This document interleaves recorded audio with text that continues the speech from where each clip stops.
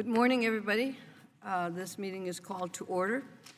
And today's hearing focuses on the role of resiliency in assessing the U.S. Army Corps of Engineers infrastructure.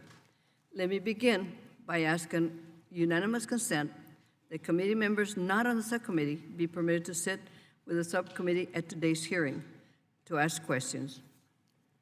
No objections, so ordered. I also ask unanimous consent that the chair be authorized to declare recess during today's hearing, and without objection, so ordered. Pardon me.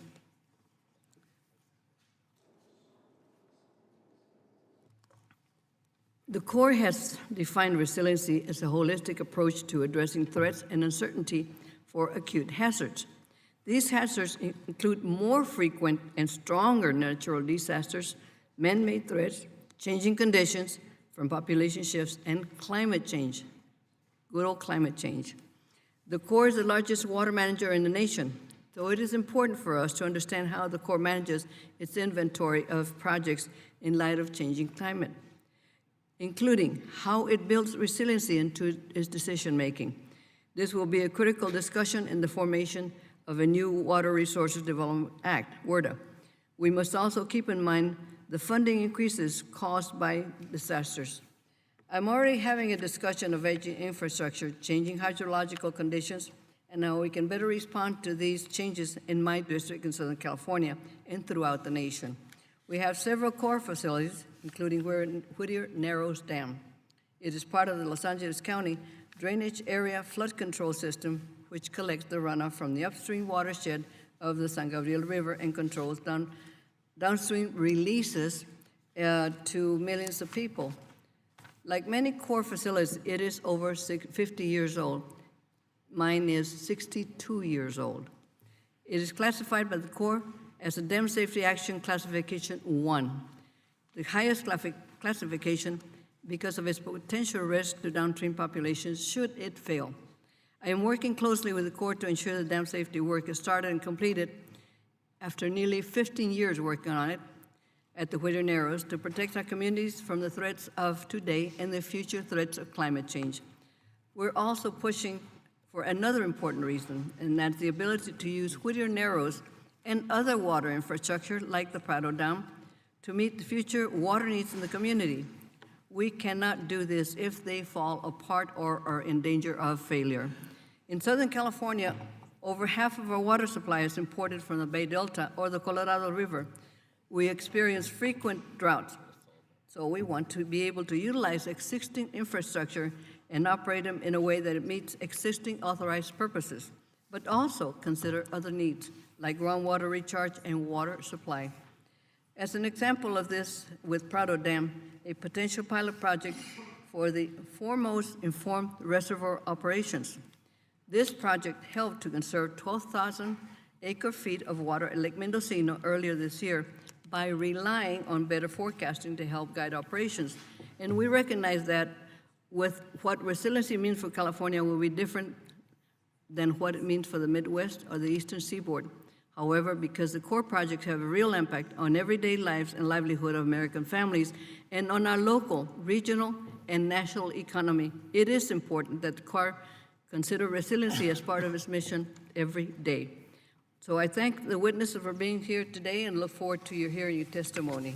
And at this time, I'm pleased to yield to my colleague, ranking member of our subcommittee, a good friend, Mr. Westerman, for any thoughts he may have. Thank you, Chairwoman Napolitano, and I want to thank all of today's witnesses, and especially Ms. Uffner in particular, who I understand just recently took over for the National Waterways Conference. And I'd also like to take a moment to thank Amy Larson, the outgoing president of the conference, for her many years of work on behalf of inland navigation, flood control, and water supply. Those are interests all that are important and critical to constituents in my home state and all around the country. The Army Corps of Engineers is the nation's largest owner of water resource projects, as the chairwoman said, and they manage more than 1,500 projects. This includes being the largest generator of hydropower in the nation, providing water storage opportunities to cities and industry, regulating continued operation and development in navigable waters, and providing disaster response and recovery during emergency, among other issues. All told, these missions protect our citizens and ensure that our local and national economies thrive. Therefore, it is imperative to the millions of Americans who rely on these projects that we ensure they are operating well into the future and serving the purposes for which they were developed. But as we know, the state of our water resource infrastructure is very poor. Most of the infrastructure was built many, many decades in the past and has not been adequately maintained. One of the most oft-cited statistics in this subcommittee, the American Society of Civil Engineers has given water infrastructure a D+ grade. I know how important this infrastructure is. Earlier this summer, hundreds of homes in my home state of Arkansas were affected by the flooding, bridges were closed, and barge traffic was stopped. At one point, this was costing my home state over $20 million in economic losses every day. Over the past several appropriation cycles, including supplemental emergency funding bills, the Corps Civil Works program has never been flusher with funding, well over $15 billion in the last 2 fiscal years alone. We need to expeditiously turn this funding around in order to rebuild and improve our water resources infrastructure. But any conversation about resiliency planning for the future is moot if we can't get any of these critical water resources infrastructure projects completed and delivered effectively and efficiently. The simple fact of the matter is that a project can't be resilient unless and until it's built. While I do look forward to today's discussion on resiliency planning, I want to strongly emphasize that a conversation about resiliency and planning for the future means nothing if the Corps is not completing projects currently on the books, including the Corps' emergency response and repair obligations. So I hope at a future hearing we can discuss in greater detail ways to make the agency more efficient and effective in completing projects. We must ensure that the Corps is truly fulfilling its obligations after disasters hit and get communities back on their feet while being good stewards of scarce taxpayer dollars. With all that said, I will say that I was pleasantly surprised last week to get an update from the Little Rock Corps office that they were making progress fixing a levee and restoring a pumping station way ahead of their initial proposed schedule. This should be the rule and not the exception, and I want to say thank you to Colonel Noe and the folks on his staff who are actually getting the job done and making progress. I believe that we need to continue to work to reduce project vulnerabilities from future flood and storm events. In doing so, I believe a few guiding principles.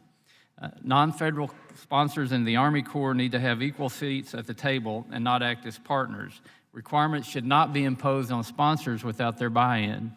Resilience is not a one-size-fits-all framework. It must be considerate of the local geography and climate and the local industry and economy. What works in California doesn't work in Arkansas, and we must be proactive with regards to our aging infrastructure. Over the past 6 years, the committee has passed 3 WRDAs authorizing approximately $56 billion worth of projects that proactively address ecosystem restoration initiatives, flood risk reduction efforts, and hurricane and storm risk reduction projects and policies to help ensure a more resilient nation. Similarly, the most recent WRDA included in the America's Water Infrastructure Act in 2018 authorized 7 studies for flood risk reduction, authorized and modified several projects for construction of ecosystem restoration, storm damage reduction, and flood risk management projects. They required a study on urban flooding and a report on flood and storm mitigation projects in areas where significant risk for future extreme weather events are likely.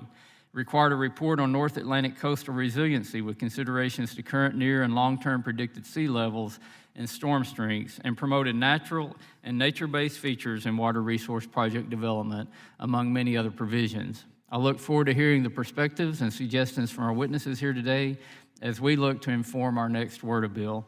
Thank you, Madam Chair, and I yield back. Thank you, Mr. Westerman. The chair now recognizes Mr. DeFazio. Thanks, Madam Chair. Again, thank you for holding this hearing as we work toward reauthorizing the Water Resources Development Act next year. This is a perspective that we haven't spent a lot of time looking at, and I certainly share the gentleman's concerns about the efficiency in delivering projects, and and it seems that the Corps' capabilities of doing that vary by district around the country. So we will get into those issues, I assure him, when we get to reauthorization. But we also have to look at now whether or not there are some who don't believe in climate change, but we are having an awful lot of severe weather events. 3 largest rainfall events on record in the U.S. in the last 3 years. Lower Mississippi, longest flood, December 18 to August 19. Hurricanes, extreme hydrologic events are no longer an exception. They're becoming the norm. And it's very expensive. If you just want to look at it from a hard fiscal point of view, 75% of the disasters are related to floods, and flood losses have averaged $8 billion a year. So this is something we need to deal with and get ahead of as much as possible. Structures are not the only answer. Yes, structures need to have integrity. And also, a lot of the Corps' infrastructure is aging. Locks are failing on the inland waterways. We have dams that are questionable for flood control. So we have to be looking at the structures we already have, their integrity. But then as we look at future issues, the question is whether you want to use a structure or you want to try and mitigate by using more natural systems, and we'll hear something about that here today. So it's something that the committee hasn't spent a lot of time on, and I'm pleased that it is the focus of today's hearings, but we will deal with the regular nuts and bolts of the Corps at future hearings. Thank you, Madam Chair. Thank you, Mr. DeFazio. We will now proceed to hear from the witnesses who will testify. Thank all of you for being here and welcome. On the panel, we have Dr. Gerald E. Galloway, Brigadier General, U.S. Army retired, Glenn L. Martin Institute Professor of Engineering at the University of Maryland. Welcome. Rear Admiral retired, Ann Phillips, Special Assistant to the Governor for Coastal Adaptation and Protection, Commonwealth of Virginia. Welcome. Ricardo Pineda, P.E., CFM, Supervising Engineer, Water Resources, California's Department of Water Resources, Division of Flood Management, on behalf of the Association of State Floodplain Managers. Dr. Luis Grit, welcome, sir. Dr. Luis Gritzo, Vice President, FM Global Research Manager, welcome. Melissa Semet, am I correct? Semet, Senior Water Resource Council, Natural Wildlife Federation, welcome, ma'am. And Julie Uffner, President, National Waterways Conference. And without objection, welcome, ma'am. Without objection, your prepared statements will be entered into the record, and all witnesses are asked to limit their remarks to 5 minutes. And Dr. Welle, you may proceed. Thank you very much, Madam Chairman. Chairman Napolitano, Chairman DeFazio, Ranking Member Westerman, members of the committee, it's a distinct pleasure for me to be here today for this very timely hearing. I'm Professor of Engineering, and I'm also Acting Director of the Center for Disaster Resilience at the Clark School of Engineering at the University of Maryland. I came to Maryland from a 38-year career in the Army and 8 years service in the federal government, most of which has been associated with water resources management. In 1993 and 94, I was privileged to work in the White House to lead an interagency study of the causes of the Great Mississippi River flood of 1993 and to make recommendations to the President concerning the nation's floodplain management. And more recently, I've had the opportunity as a member of the National Academy of Engineering to participate in 2 studies defining the importance of using resilience principles to better deal with growing natural disasters. Resilience in the water world requires an ability to identify the growing risks that face us, to plan and prepare to deal with these risks, absorb the impact of a major hazard event without collapse, take a hit and still stand on your feet, and then come back better after the event because you prepared before the disaster for this. It's a new approach to dealing with these kinds of disasters. Since 1936, millions of Americans have been protected from the disastrous consequences of floods by projects authorized and funded by this Congress. Yet we are seeing flood losses continuing to increase. Today we face a turning point as a combination of pressure for development, deteriorating infrastructure reaching the end of its usable life, failure to complete flood damage reduction projects that are waiting in line, and changes in climate and weather place major challenges in front of us. You don't have to look more than at the 2019 Midwest floods and the Hurricanes Harvey, Irma, and Maria in 2017 to provide a glimpse at the vivid proof of the power of nature. We also face a long-ignored and growing challenge of our flooding in urban areas, where considerable losses occur on a repetitive basis as a result of our inability of outdated and undersized drainage systems to handle the increasing number of heavy precipitation events that we're seeing, as opposed to just the riverine events. In 2006, as many of you know, Constitution Avenue in Washington was under 3 feet of water. And in 2014, Metro Detroit suffered a major rainfall event that caused $1.8 billion, not from rivers, but from the rainfall. Much of this is caught in the gap between flood and stormwater management and exacerbates an already inequitable treatment in providing flood risk reduction in low-income areas in these urban and rural communities. There is a great opportunity ahead to incorporate resilience principles to modernize and make more flexible the development of water resource infrastructure and its associated management. From 1936 on, Congress has worked hard to do the right thing. Now is the time to replace 20th century approaches with 21st century resilience principles. Building resilience to flooding will require recognition that all projects will not be able to be fully funded at the level of protection or service desired. You just can't build to the supreme heights that many people would like to have. And as a result, planning for emergency measures and the possibility of flooding beyond the project design must be included in projects, and funding for that planning must be provided as the project is designed. It's going to take an extra effort in planning. We must see coordination across all levels of government in project development, not just in organizational silos. This will require breaking down barriers among agencies and their programs to maximize project effectiveness. Just as you all are doing with the Word 18 review of federal regulations on where USACE can carry on flood projects, the 800 CFS rule that came up. It is very important that we do let the agencies work together. Congress must remove its restrictions on USACE use of the more modern and broader-based principles, requirements, and guidelines for project justification.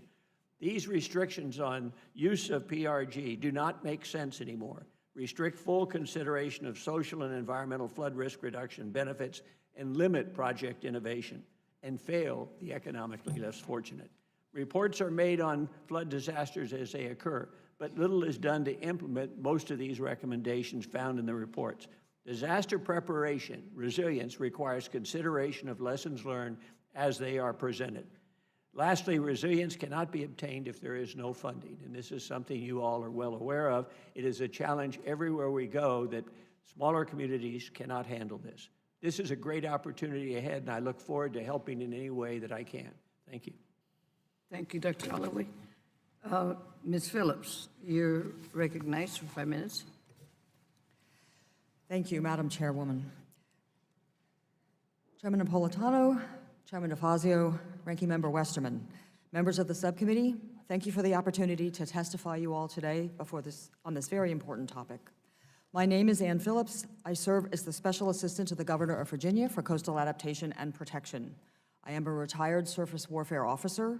I drove and commanded ships for the United States Navy for 31 years, retiring in 2014 as a Rear Admiral and Commander of Expeditionary Strike Group 2.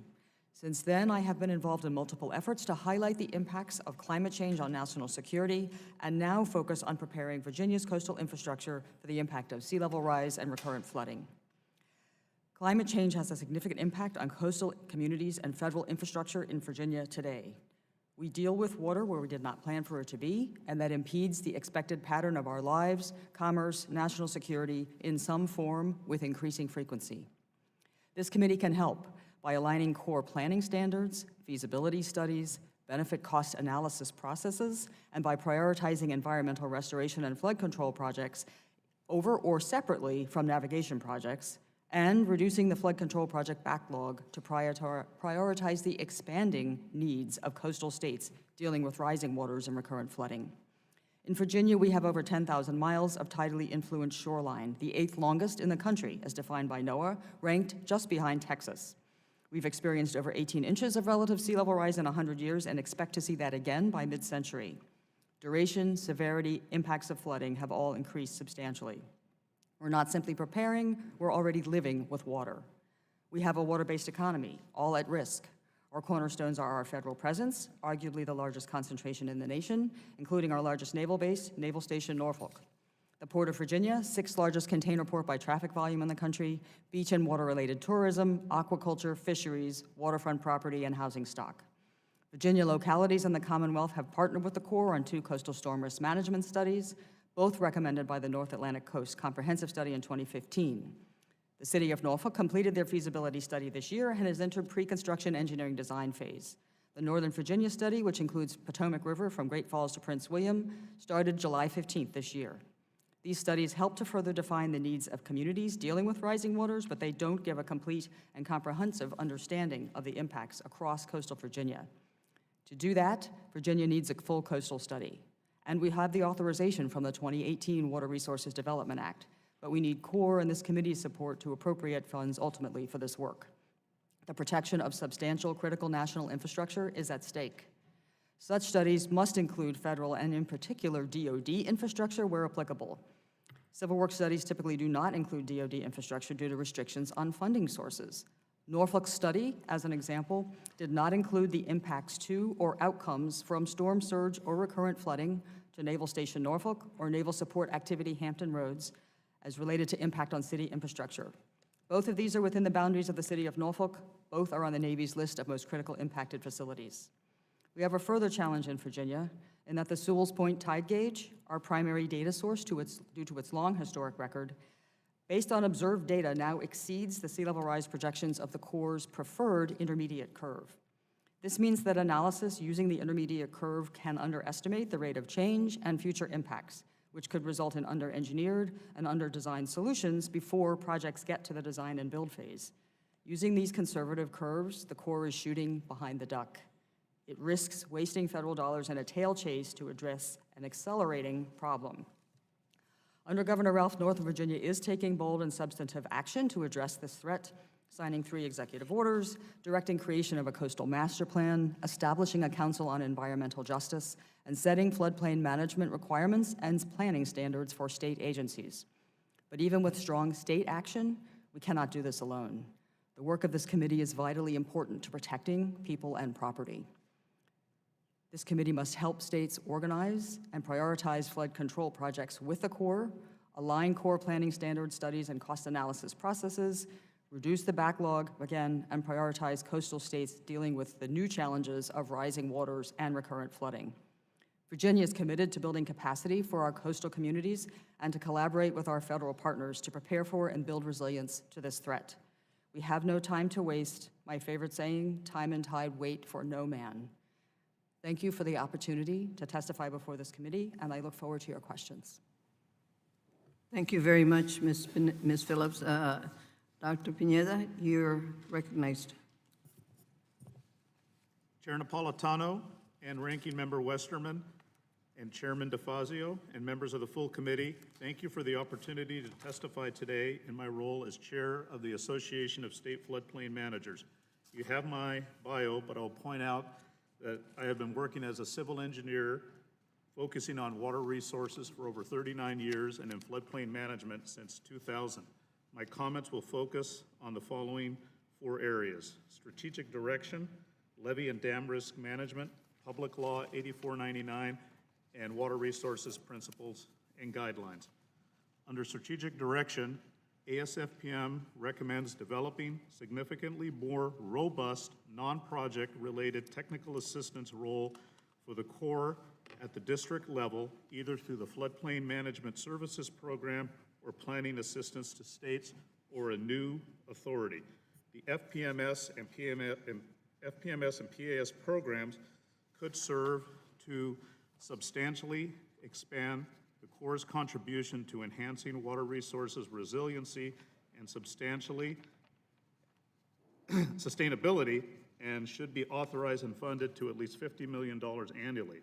The Corps Silver Jackets program is successful, but additional technical assistance not tied to a specific project is needed at the local level. This is especially true for disadvantaged and impoverished communities. Through the Corps' Tribal Nations program, Additional technical assistance and expertise should be provided to our tribal nations to assist in finding ways to help them improve their water resources infrastructure. Congress should set policy and on direction, making that will result in natural infrastructure being a preferred alternative due to its multi-benefits. The Corps should continue to fully support the implementation of the Engineering with Nature initiative throughout the agency. The Corps supports the ASFPM-administered National Flood Barriers Testing Program. The Corps' nationally recognized Engineering Research and Development Center needs to be modernized to meet the testing needs for a growing number of private sector developed flood barriers. The Corps is reimbursed for the cost of testing these products. Through the Corps feasibility study planning process, the use of non-structural flood risk reduction measures needs enhanced consideration. The Corps National Non-Structural Floodproofing Committee has done excellent work for many years and needs continued headquarters support to incorporate non-structural measures into selected plans. Due to the major flood events of 2011 and 3 major flood events on the lower Missouri River system in 2019, the Corps needs authority and funding to study the Missouri River flood management system as an integrated system, including reservoir operations, levees, and land use. Under levee and dam risk management, Congress and the Corps should adopt policies for new levees or the reconstruction of levees that encourage levees be set back from the water's edge to preserve riparian areas, reduce erosion and scour, reduce flood levels and flooding risk, recharge groundwater, and allow natural floodplain ecosystems to better serve their natural functions.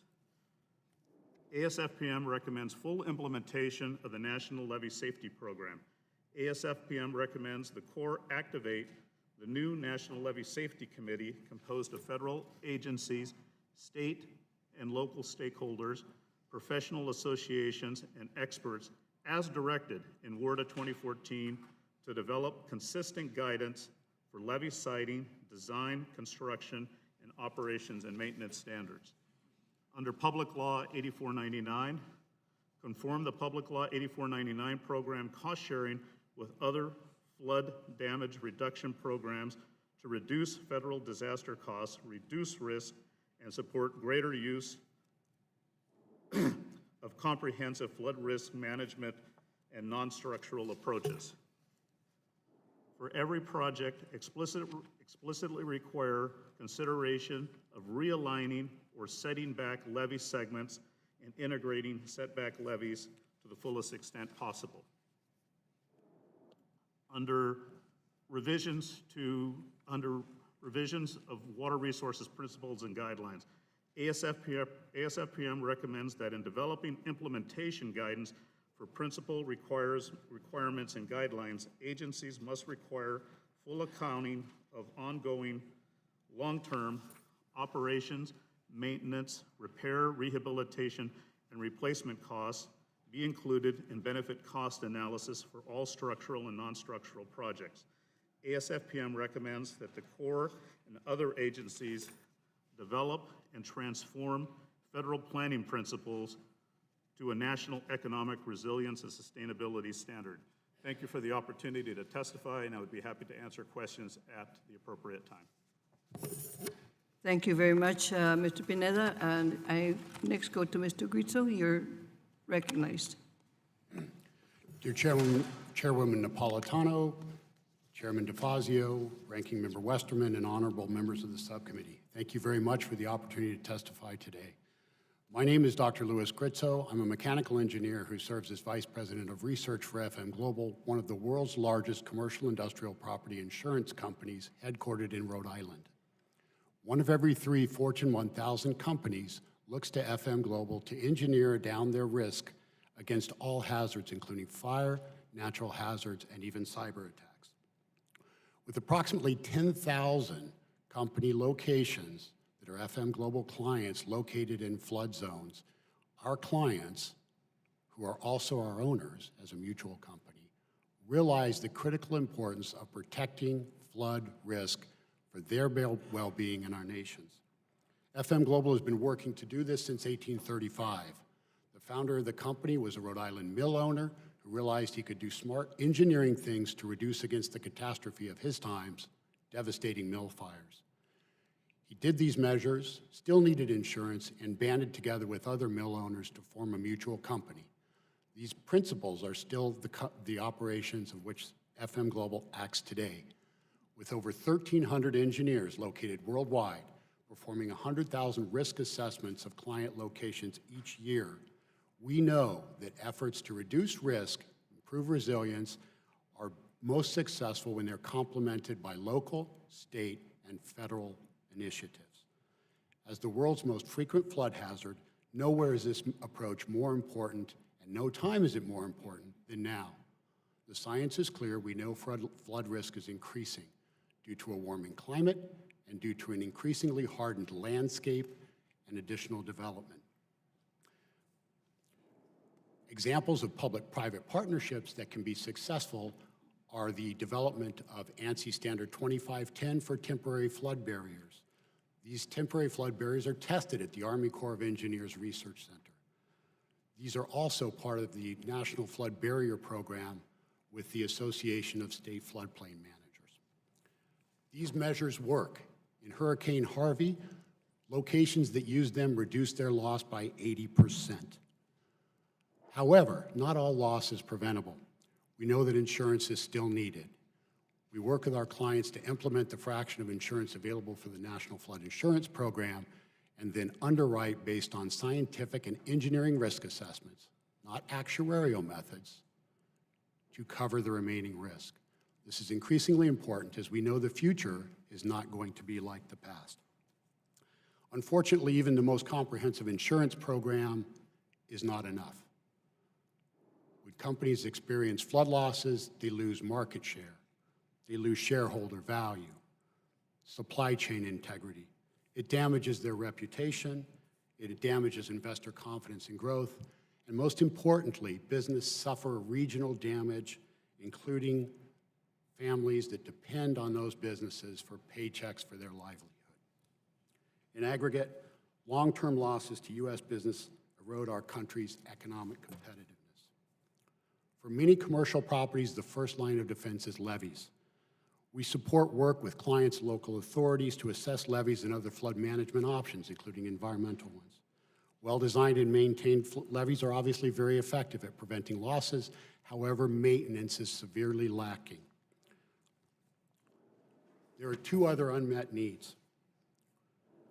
When looking at the ability to temporarily install barriers to protect a client facility, as of now, any solutions that protect for waters over 3 feet are considered experimental. Of the 10,000 U.S. business locations that have been identified as FM Global engineers as having flood exposure, 1 in 4 of them experiences flood water greater than 3 feet, and there is currently no way to test these at the U.S. Army ERDC. We therefore support an improvement in the ERDC laboratory to enable testing of solutions to address higher floodwaters. We also support general improvements in the use of cost-effective sensors, technologies, networks, and communication to improve early flood warning, better respond to floods in progress, and improve long-term planning by collecting, assembling data for use by authorities in the private sector for their own benefit. In summary, the risk to American businesses from flood is real. It's vital that we improve our flood resilience. Insurance is not enough. Sound science and tested engineering solutions, as well as strong and sustained public, private, and academic partnerships, we believe are the answer. Thank you for this opportunity. I look forward to your questions. Thank you, sir. Your testimony is very nice. You move on to Ms. Samet. You're recognized.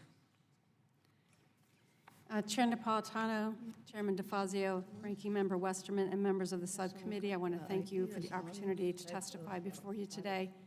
My name is Melissa Samet. I'm the Senior Water Resources Counsel for the National Wildlife Federation, which is the nation's largest education and advocacy organization, conservation, education, and advocacy organization. I want to start by highlighting a reality that often doesn't get the attention it requires. Our nation's water resources infrastructure doesn't consist only of locks, dams, levees, and other man-made structures. It also includes our rivers, streams, floodplains, and wetlands, those systems that form our vital natural infrastructure, which is so essential for people and wildlife. Protecting and investing in natural infrastructure, from coastal wetlands to rivers and their floodplains, is a win for wildlife and our communities. Natural infrastructure makes communities safer and more resilient by absorbing floodwaters and buffering storm surges. Natural infrastructure reduces the need for new, often expensive structural projects, and provides an important extra line of defense when levees or other structures are required. The diverse environmental benefits provided by sustainable and cost-effective natural infrastructure can be particularly valuable for underserved communities suffering from flooding and multiple other environmental assaults. Natural infrastructure has long been recognized as both highly effective and cost-effective. A 1972 Corps of Engineers study of the Charles River in Massachusetts concluded, and I'm quoting, "Nature has already provided the least cost solution to future flooding in the form of extensive riverine wetlands which moderate extreme highs and lows in stream flows," end quote. The Corps then found that it was both prudent and economical to protect these wetlands instead of building a new flood control dam. And that's exactly what the Corps did at the fraction of the cost of the structural project. The value of natural infrastructure was on display during Hurricanes Katrina, Sandy, and Harvey. The horrific impacts of those storms would have been even worse without the coastal and inland wetlands and green spaces that provided significant and demonstrable protections. A study released last year shows that natural infrastructure would be far more cost-effective than levees and dikes for reducing coastal flood risks in Texas, Louisiana, Mississippi, and Florida. The average benefit-cost ratio for nature-based solutions was found to be 3.5, compared to just 0.26 for levees and dikes. Restoring wetlands in this region could prevent $18.2 billion in losses while costing just $2 billion to carry out. While structural flood projects are absolutely necessary and appropriate in some cases, they should be the option of last, not first resort. An option that is used only if a comprehensive assessment demonstrates that natural infrastructure, either alone or in combination with structural projects, won't work. Our written testimony details a number of recommendations that would improve the resilience of our natural infrastructure and help prevent core projects and operations from undermining that resilience. First, we recommend that Congress create natural infrastructure incentives for communities and other non-federal sponsors with a special focus on at-risk and underserved communities. Second, we recommend planning reforms that would help the Corps better identify impacts to natural infrastructure and better mitigate those impacts if they cannot be avoided, as has long been required by federal law.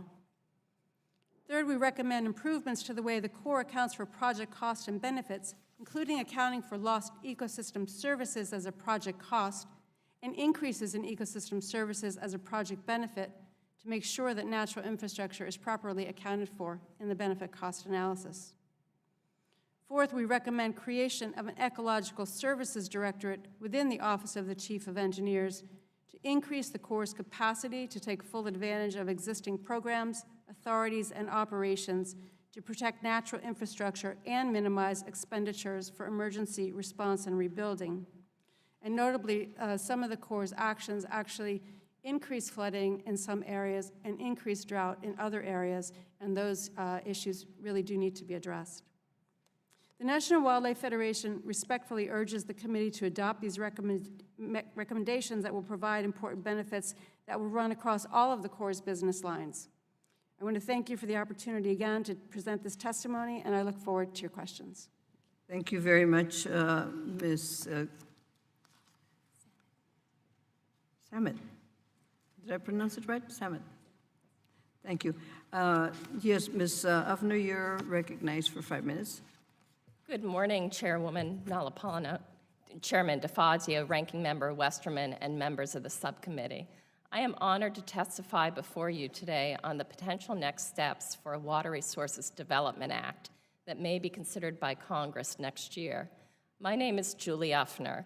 I am president of the National Waterways Association Conference, which represents a full spectrum of water infrastructure stakeholders, many of whom are non-federal sponsors of U.S. Army Corps of Engineers civil works projects and are responsible for significant financial commitments for construction and maintenance of those projects. We appreciate the subcommittee holding this hearing, recognizing the critical importance of resilient infrastructure so that these investments can deliver their benefits as intended. As we look to how to accomplish this goal, we would respectfully suggest that any solutions included in WRDA must be built upon the experiences of those on the front lines, on the ground, so to speak, including flood control districts, levee boards, emergency managers, and port operators, to name a few. As the subcommittee works to understand how to make infrastructure more resilient, a common understanding of the term resilient ought to be a first step of the process. Resilience is not a rigid, monolithic set of standards that can be easily applied to every situation in every place. It is not a one-size-fits-all solution. Rather, resiliency is a broad concept. It can be achieved by choosing among an array of viable solutions, developed through careful consideration of feasible alternatives that have been rigorously and scientifically examined. The ultimate goal is to protect local communities and infrastructure. As the committee knows, the Corps is required to go through an extremely extensive assessment in its planning process. As described in more detail in our written testimony, it can be difficult to quantify multiple project benefits, including establishing the value of nature-based alternatives in the analysis. You've heard other witnesses express similar concerns. As described in our written testimony, NWC has expressed serious concerns about the attempt to update the P&G as directed by WRDA 2007. Given that the resulting work products from the ill-fated effort are fundamentally flawed, we would recommend a study by the National Academy of Sciences to provide better tools to quantify the multiple benefits that can be reaped. It is important to remember that civil works projects are developed to address a local problem. The planning process is designed to analyze and formulate solutions to that problem. Any suggestion to mandate a particular course of action up front ought to be rejected out of hand. Moreover, any attempt to disregard the priorities of the non-federal sponsor and the communities that they represent must not be supported. Two recent studies, the Norfolk Coastal Storm Risk Management Study and the Yolo Bypass, detailed in my testimony, provide examples on how to better address multiple purpose benefits. This includes better quantification and demonstration of all benefits accruing from these projects and better utilizing non-federal sponsor resources, capabilities, and knowledge. We can likewise reap multiple benefits in ongoing maintenance activities. The Little River drainage system in southeast Missouri has taken a proactive approach to long-term project management by planting native and warm season grasses in its drainage infrastructure, enhancing environmental benefits as part of its flood control project. In conclusion, it must be remembered that we are in a resource-constrained environment. Before good ideas are required, we must be sure that these approaches work and that the federal taxpayer and the non-federal sponsor can afford to bear the cost. However we define the term resiliency, we need to define it together to make sure that it's workable and viable on the ground. We look forward to doing this with you in the next WRDA bill. Thank you for your time. Thank you for your testimony, Ms. Huffner. Thank you, all our witnesses, and we will now begin questions for you from the members, and we'll use the timer to allow 5 minutes from each question for the questions from each member. If there are additional questions, we might have a second round as necessary. So I will begin by asking Mr. Galloway, Mr. Pineda, or Mr. Samet, What are the steps the Corps can take now under existing authority to factor in resiliency in their projects, and what are the gaps to those authorities? Madam Chairwoman, the Corps of Engineers is trying diligently to work with resilience and to work with local communities. What can they do to improve that? It's reach out, again, as has just been said, to the local authorities, the people that are on the ground who know what are the challenges they face. So resilience requires cooperation from top to bottom and everybody having a seat at the table. That becomes terribly important. It also requires us to have seats at the table for all the federal agencies so that when one agency has a solution, it can be brought into the solutions used by the Corps. In other words, that they talk to each other. Yes. It is difficult to do that, and we need that ability to partner, to be readily available and not a labor of great, I guess, problem to get through to any of these to have any waivers. 21st century has to be fast-moving, it has to have everybody at the table, and it has to deal with the challenges that the locals see as well as the federal. Thank you. Mr. Pineda. Thank you, Chairwoman. I'm going to use a couple of examples that I've run across in my career. Your mic. Pull up the mic to your. Okay, I'll pull it closer. Okay, That's thank it. you. The first one is through work with the state of Louisiana and the levee districts in New Orleans, the Corps, in rebuilding the levees of New Orleans after Hurricane Katrina through the Hurricane Storm Damage and Risk Reduction System, designed resiliency into the 100-year design that Congress authorized. So we knew that was not really the ideal standard to rebuild the levees to. It should be built to a much higher level of protection. But the Corps incorporated levee overtopping into the design based upon input from the state and local jurisdictions. And on the dry side of the levee, the side that we don't want the water to go over, the Corps, working with Louisiana State University, designed a high-performance turf-reinforced mat, essentially a supergrass that could withstand erosion from levee overtopping. Also in California, so that's an example of working with the locals to come up with a resilience method. Also in California, we've looking at the Yolo Bypass, which is a major overflow for the Sacramento River, and working with the Sacramento Area Flood Control Agency, the California Central Valley Flood Protection Board, and my agency, the Department of Water Resources, using state funds and local funds, we're setting back multiple miles of levees in the Yolo Bypass. Essentially, this is not a core process. It didn't pan out with the benefit to cost ratio, but with strong local, state and local participation, we did the engineering and essentially using the Dutch concept, room for rivers. So we're moving more water from the Sacramento River to the overflow bypass and making the bypass have a greater capacity. Also, after Hurricane Katrina, we have a lot of levees in California, and we responded to the increased threat to our urban areas that are along the Sacramento River and San Joaquin Rivers. And State Senator Machado passed a bill we call Senate Bill 5 that established a 200-year level of protection standard for urban levees. So we've been working since that time to come up with the funds, great, design, and construction. Mr. Pineda. Yes. Thank you very much. You've extensive records, and I'd like to hear them, but I'd like to go on to Ms. Samet. Thank you. Thank you. Yes, I would say that, highlight that Congress has directed the Corps on multiple occasions to consider non-structural and natural approaches to addressing water resources problems, which, as we've testified, we believe will strongly increase resiliency. They also have longstanding laws that say protect the environment as appropriate, right? Protect the environment and restore the environment in numerous laws. They have the ability to reevaluate multiple projects through the environmental review process and through other processes.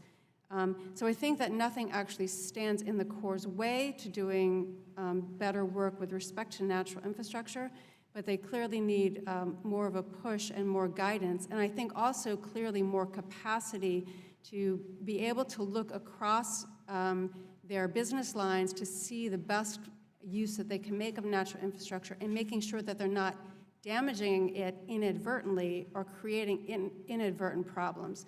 So that's why we proposed an Ecological Services Directorate and other reforms that would help drive the Corps to create the incentives to drive the Corps to do a better job in what.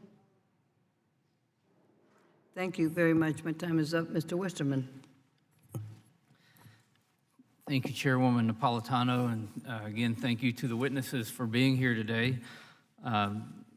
Many of you have testified in support of a strong preference or even a requirement that nature-based features be employed as solutions to address resiliency challenges. And I'm supportive of looking beyond brute force and traditional gray infrastructure to increase the use of natural and green infrastructure designs. I don't remember who used the phrase, but it's one that I've often used, that we need to design with nature instead of against nature. And I'm an engineer, so that's coming from more the brute force gray infrastructure type background. But Ms. Uffner, what are some of the challenges that we face with the Corps when evaluating nature-based alternatives?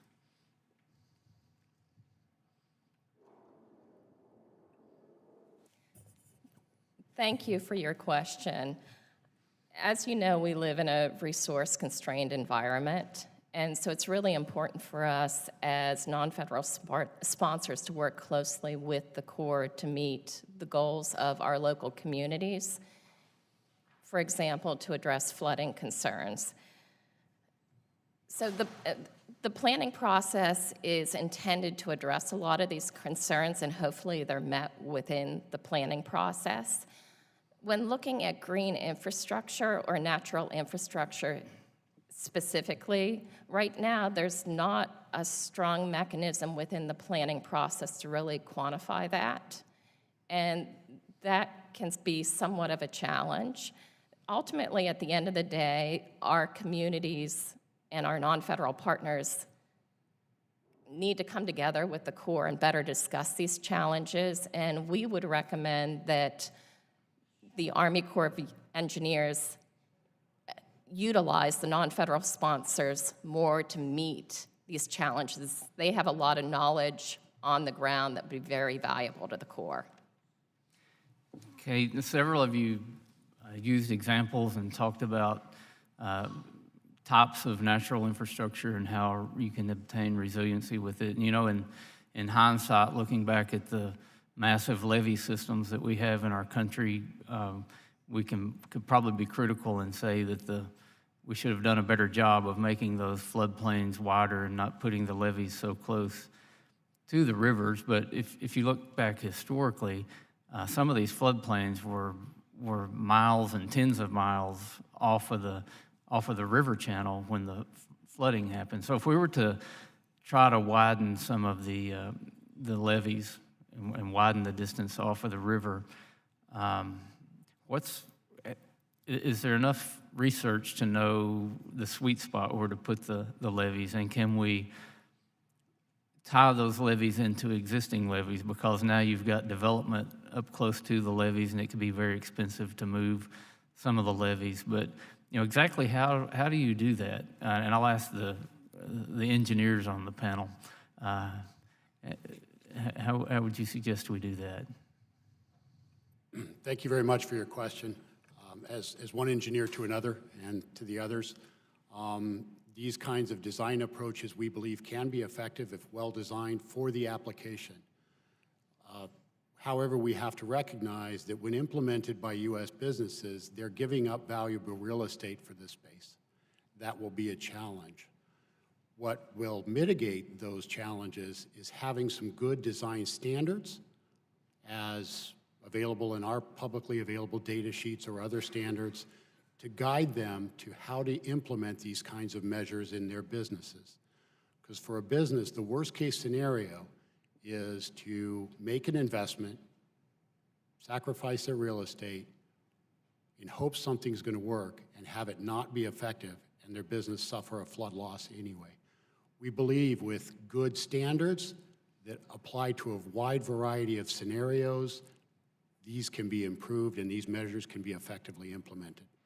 So who would develop those standards? Those standards would need to be developed by a public, private, and academic partnership. We believe there are technical subject matter experts available in all of those arenas that could contribute to this discussion. Ultimately, obviously, they have to be practical for businesses and local, state, and federal entities to implement, and we would want to take advantage of the wealth of knowledge in our universities as well. If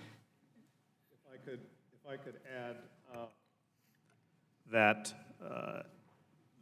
to do any type of levee setback, to move water away from the rivers into adjoining areas to reduce water levels, the process kind of first begins with simulation modeling. And the Corps of Engineers Hydrologic Engineering Center, located in Davis, California, have been the developers of world-recognized computer software programs. So the modeling world has advanced substantially from when I first started doing it with punch cards in the late 70s. So essentially, you develop a computer model that simulates the existing system, and then you start design additional models that simulate your proposed alternatives, and then run lots of scenarios to determine how it would best work. So that's one technical part of the planning process. Thank you. Thank you for your graciousness, Madam Go Chair. for the Now second yield back. round. Thank you, Mr. Westerman. Next, we'll go to Mr. Garamendi. You're recognized for 5 minutes. Thank you, Madam Chair. Let's see. Super floods, super hurricanes, atmospheric rivers, climate change. This is the reality of today and even more so in the future. Do all of you agree with that? No disagreement. Then we're going to need to do things differently. Mr. Panetta, in your testimony, you spoke to Public Law 8499 and the way in which it restricts us to think big about the future, to think differently about the future. You've made several recommendations in your testimony, which interestingly line up perfectly with Melissa Samet's testimony. We're going to have to think differently here in this year's or next year's Water Resources Development Act.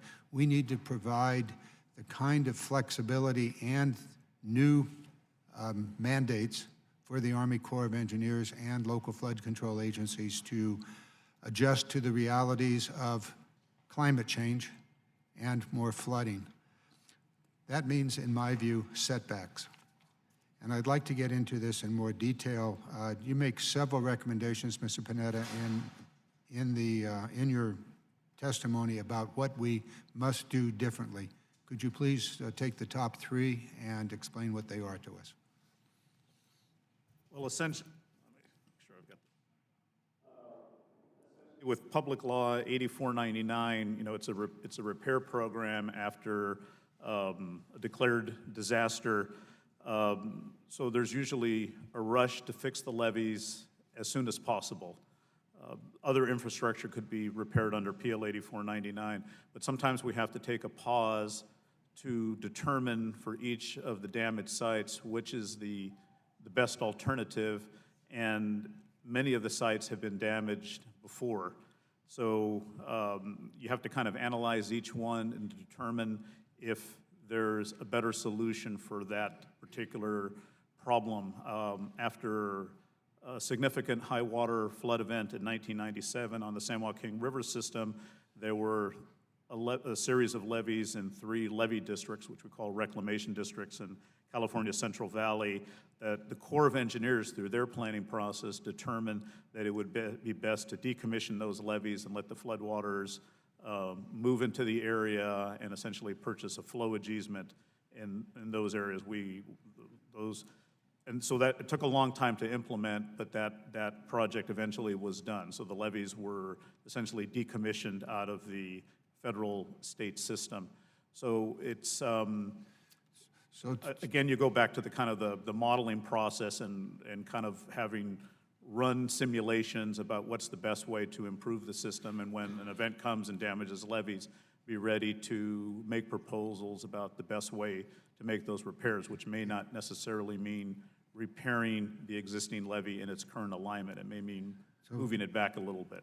So if we take the after event with PL 8499, Should we apply that before the event? Should be applied before, and any project, any improvement to a levee, any strengthening, any raising of a levee, should we also analyze the opportunity to do setbacks, to do flood, expanding the flood control of the flooded area to provide a surge capacity? And if you will answer that quickly, and then we'll go to Ms. Melissa Samet and for her response. I agree with that proposal, sir, and that's essentially part of the very detailed planning process that the Corps and its partners do, or that its partners do, and then implement through the Corps of Engineers 408 process, which means you are building a project ahead of the Corps of Engineers. And the state of California, working with its partners in the Valley, have done various levee setbacks, and we have one underway right now on the Yolo Bypass. So it's being done in the field right now, but it takes a lot of effort and technical expertise, but that expertise is out there throughout the United States. Samet, very quickly. Yes, I'd say pre-planning is essential, and you can start by looking at critical pinch points and really documenting the repetitive levee failures, so we know right away those are the problem areas and start right there. Pre-plan for what you're going to do in case of disaster, or ideally actually just go ahead and set those back initially. So as we write our new law, Madam Chair, I would recommend that we build into it incentives and specificity that this be taken into account in the 408 as well as in the repair process. I yield back. Thank you, Mr. Garamendi. Mr. Bettman, you're recognized. Yes, ma'am. Thank you, Madam Chair. Thank you, Madam Chair and Ranking Member Westerman, for convening this important hearing on our nation's water resources and the governing legislation that forms its policies, the Water Resources Development Act. I'd also like to thank you witnesses, distinguished guests, for testifying today. As this committee knows, my congressional district, the 36th District of Texas, is home to 3 highly important civil works projects of great economic benefit to the United States.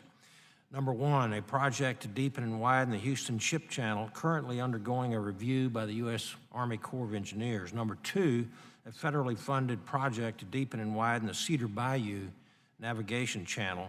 And number 3, a federally funded project to deepen and widen the Sabine Hs Waterway. Starting with number 1, the Port of Houston, this ship channel is the busiest deep draft waterway in the nation, with approximately 22,000 deep draft vessel transits each and every year, and more than 20,000 barge movements. This waterway supports more than 200 industrial facilities that make up the Port of Houston, which is the nation's #1 export region, the leading port for foreign commerce, and the top U.S. energy port. The Port of Houston is also home to the largest petrochemical manufacturing complex in America. National energy security relies on the Port of Houston, where 27% of U.S. gasoline and 60% of aviation fuel is produced. This activity sustains nearly 3 million U.S. jobs, generates more than $617 billion in economic impact, and provides $35 billion in tax revenues every year. Number 2, we have the Cedar Bayou Navigation Channel. It is an 8-mile channel which feeds into the Houston Ship Channel, is used by barges and other vessels to serve the chemical, aggregate, and metal industries along the channel, including several aggregate and steel companies. And lastly, we have the Sabine Hs Waterway, which Congressman Weber and I share. The Sabine Hs Waterway is one of the most critical energy and military transit assets of our nation. The waterway is home to the Port of Beaumont, which is the largest strategic military port in the country, holding 55% of the nation's oil reserves. This ongoing deepening and widening project will increase jobs by nearly 61% in Texas and our nation. It will increase our nation's annual GDP by nearly $58 billion and provide $1.6 billion and $6 billion in increased tax revenue for Texas and the nation, respectively. I've been a member of the House Transportation and Infrastructure Committee for the past 5 years, where I was proud to help in the passage of Water Infrastructure Improvements for the Nation Act in 2016 and America's Water Infrastructure Act of 2018, and both were of 2016 and 18, respectively. Both of these bills advance critical water resources and U.S. Army Corps of Engineers policy to help strengthen our nation's flood and storm surge protection, deepen and widen our nation's critical economic engine waterways, and provide much-needed reforms to the Corps' project delivery processes.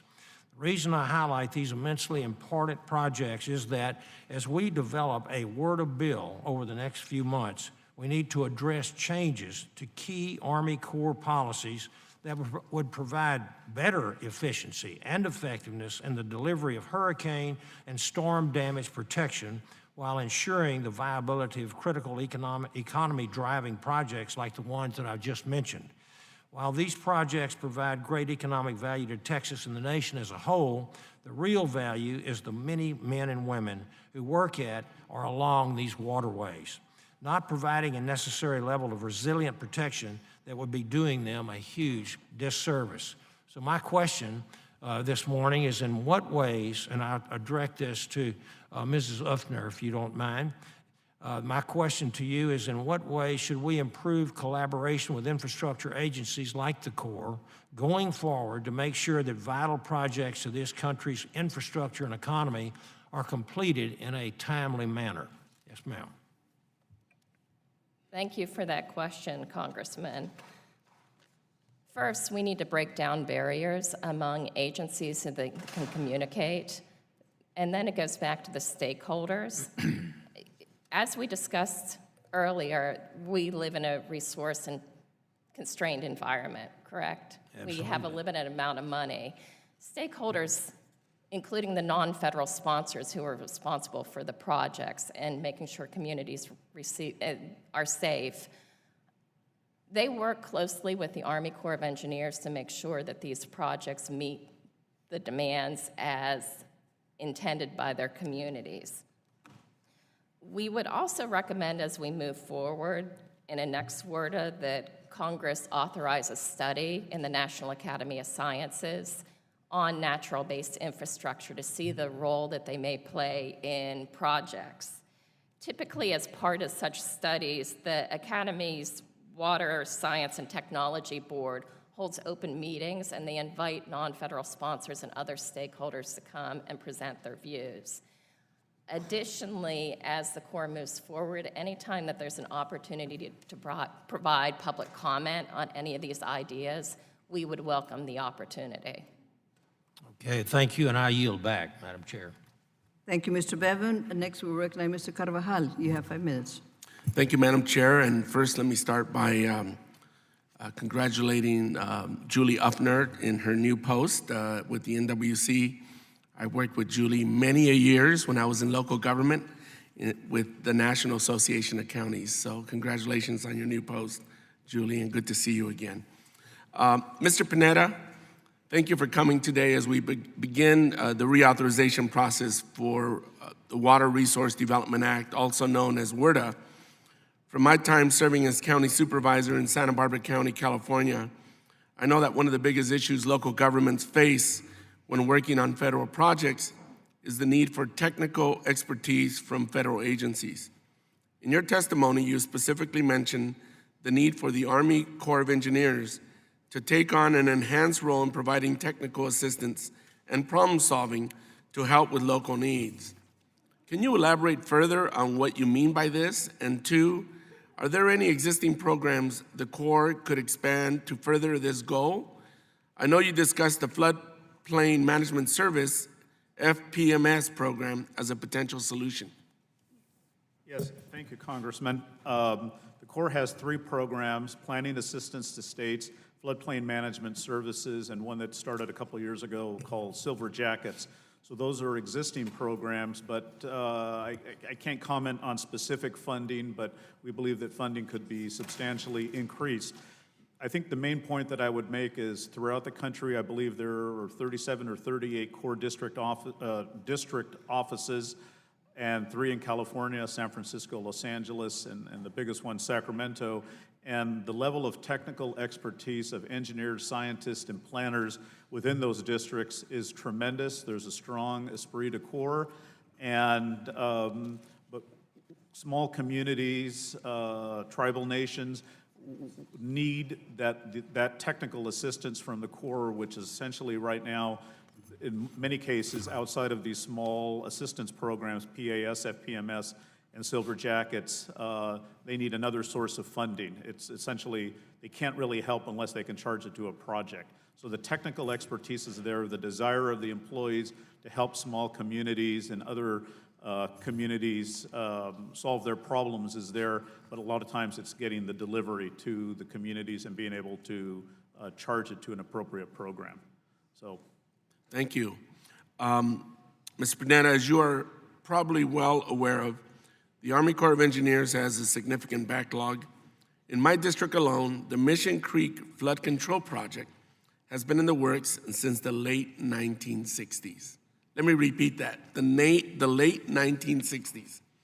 However, this project has struggled with receiving federal construction dollars, despite the numerous benefits the project would provide.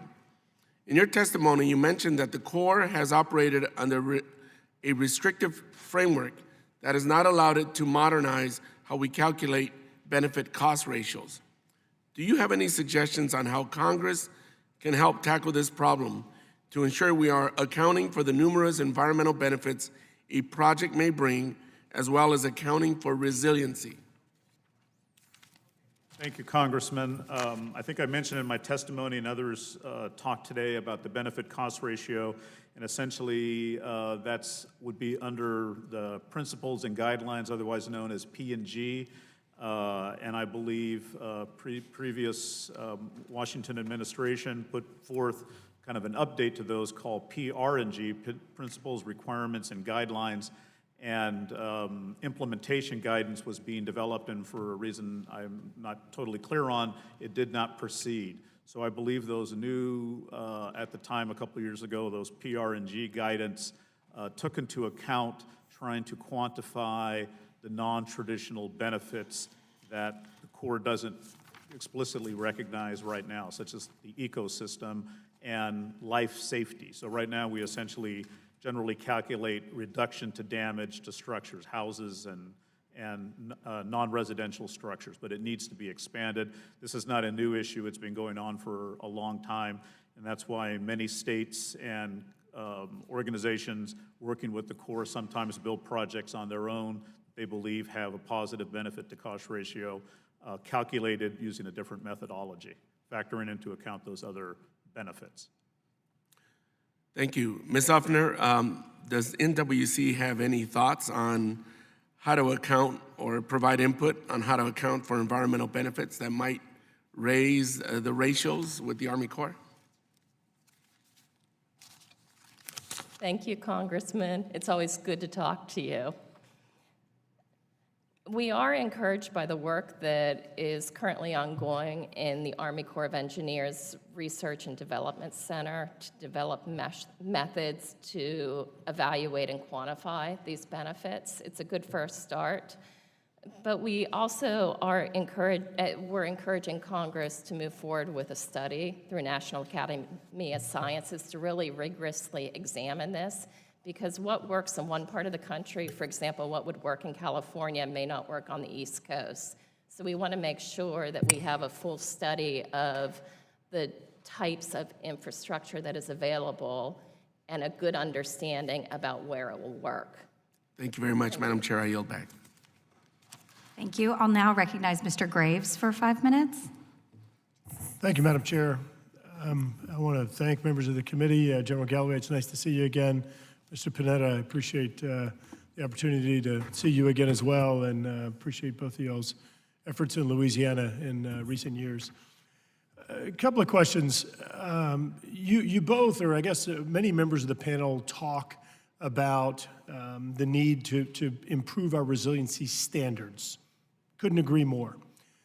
Last Congress, we passed the Disaster Recovery Reform Act, where for the first time, we actually established a resiliency definition and standard within FEMA for how we rebuild and tried to provide ample funds to do so. We tried to break down some barriers or walls among different funding sources to ensure that projects can actually be built. For example, the Hazard Mitigation Grant Program under FEMA, which comes in the aftermath of a flood, we allowed for those funds to be used to build core projects because there's a $100 billion backlog of core projects. Ms. Phillips, Admiral Phillips, if Virginia's hit with a hurricane, if you receive those funds and you determine that a core authorized project is your best use of dollars, I want you to be able to use those funds, and this Congress agreed, and so we changed that law. Do you agree that recovery dollars, we should knock down walls and allow you to prioritize projects like flood protection projects that are authorized through the Corps of Engineers for you to build them if that's what your priorities are, Admiral? So we certainly were heartened by the Disaster Recovery Act of which you speak, and some of the processes that are changed there that give options not only to use recovery dollars, but also shuttling some funds, 6%, I believe, into pre-disaster mitigation program, projects, which we're PDM. also very interested in doing through FEMA. So certainly that opportunity is there. Where states have the capacity to take advantage of this, they absolutely will do it. And so when Virginia is in a position, should it find itself in that position, we would absolutely want to be able to have this option or opportunity. I think some of the challenges for coastal states is getting themselves to the point where they have projects that are core ready and approved so that they can move on. And of course, we've seen in Virginia, as we work through these feasibility studies, that is the intent in that concept, to get core approved projects ready to go and on the books so that then we could use them if we had to. The challenge for Virginia is we've had 2 feasibility studies, one's done, one's underway, and we have a whole state's worth of coastline that is at extreme risk. So hence the interest in perhaps expediting that by looking at a full coastal study for the state. Thank you. Does anybody on the panel object to the concept of giving you more flexibility in recovery dollars and being able to use those for a Corps of Engineer authorized project that otherwise doesn't have funding? I mean, again, recognizing there's a $100 billion backlog in Corps of Engineer projects. You have a disaster. This project's going to help you with resiliency. It's going to help give confidence to your community to rebuild. Does anybody have object to being able to have that flexibility? Certainly no objections. In fact, we advise businesses that it's always cheaper to avoid a loss than recover from one afterwards. And in many cases, some of those businesses never recover.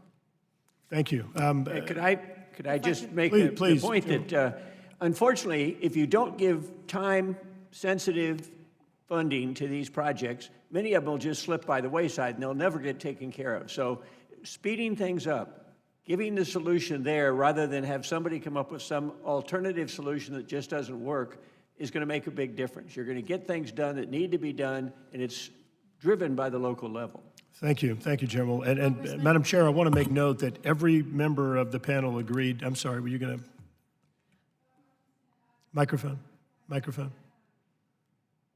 Just want to add, if I may, that we do support the need to leverage funding across the funding streams, but it is important to make sure that the same standards and environmental reviews are applying, and that the money that's being directed to resilient projects is actually going to resilient projects. Absolutely. Couldn't agree more, and keep in mind that any project that's authorized by Congress through the Corps of Engineers would have to go through a NEPA process prior to.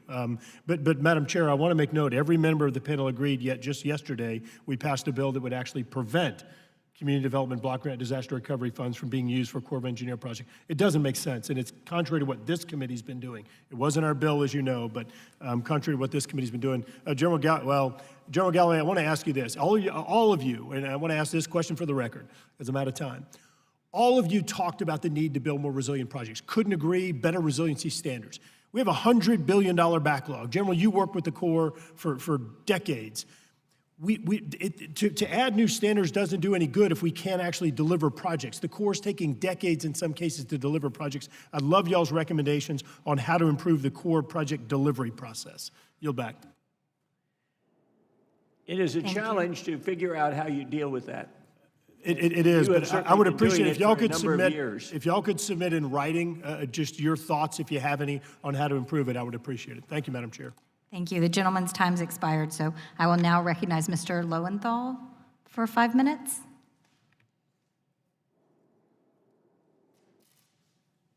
Thank you, Madam Speaker. Madam Speaker, really, or Chair. I'll take it.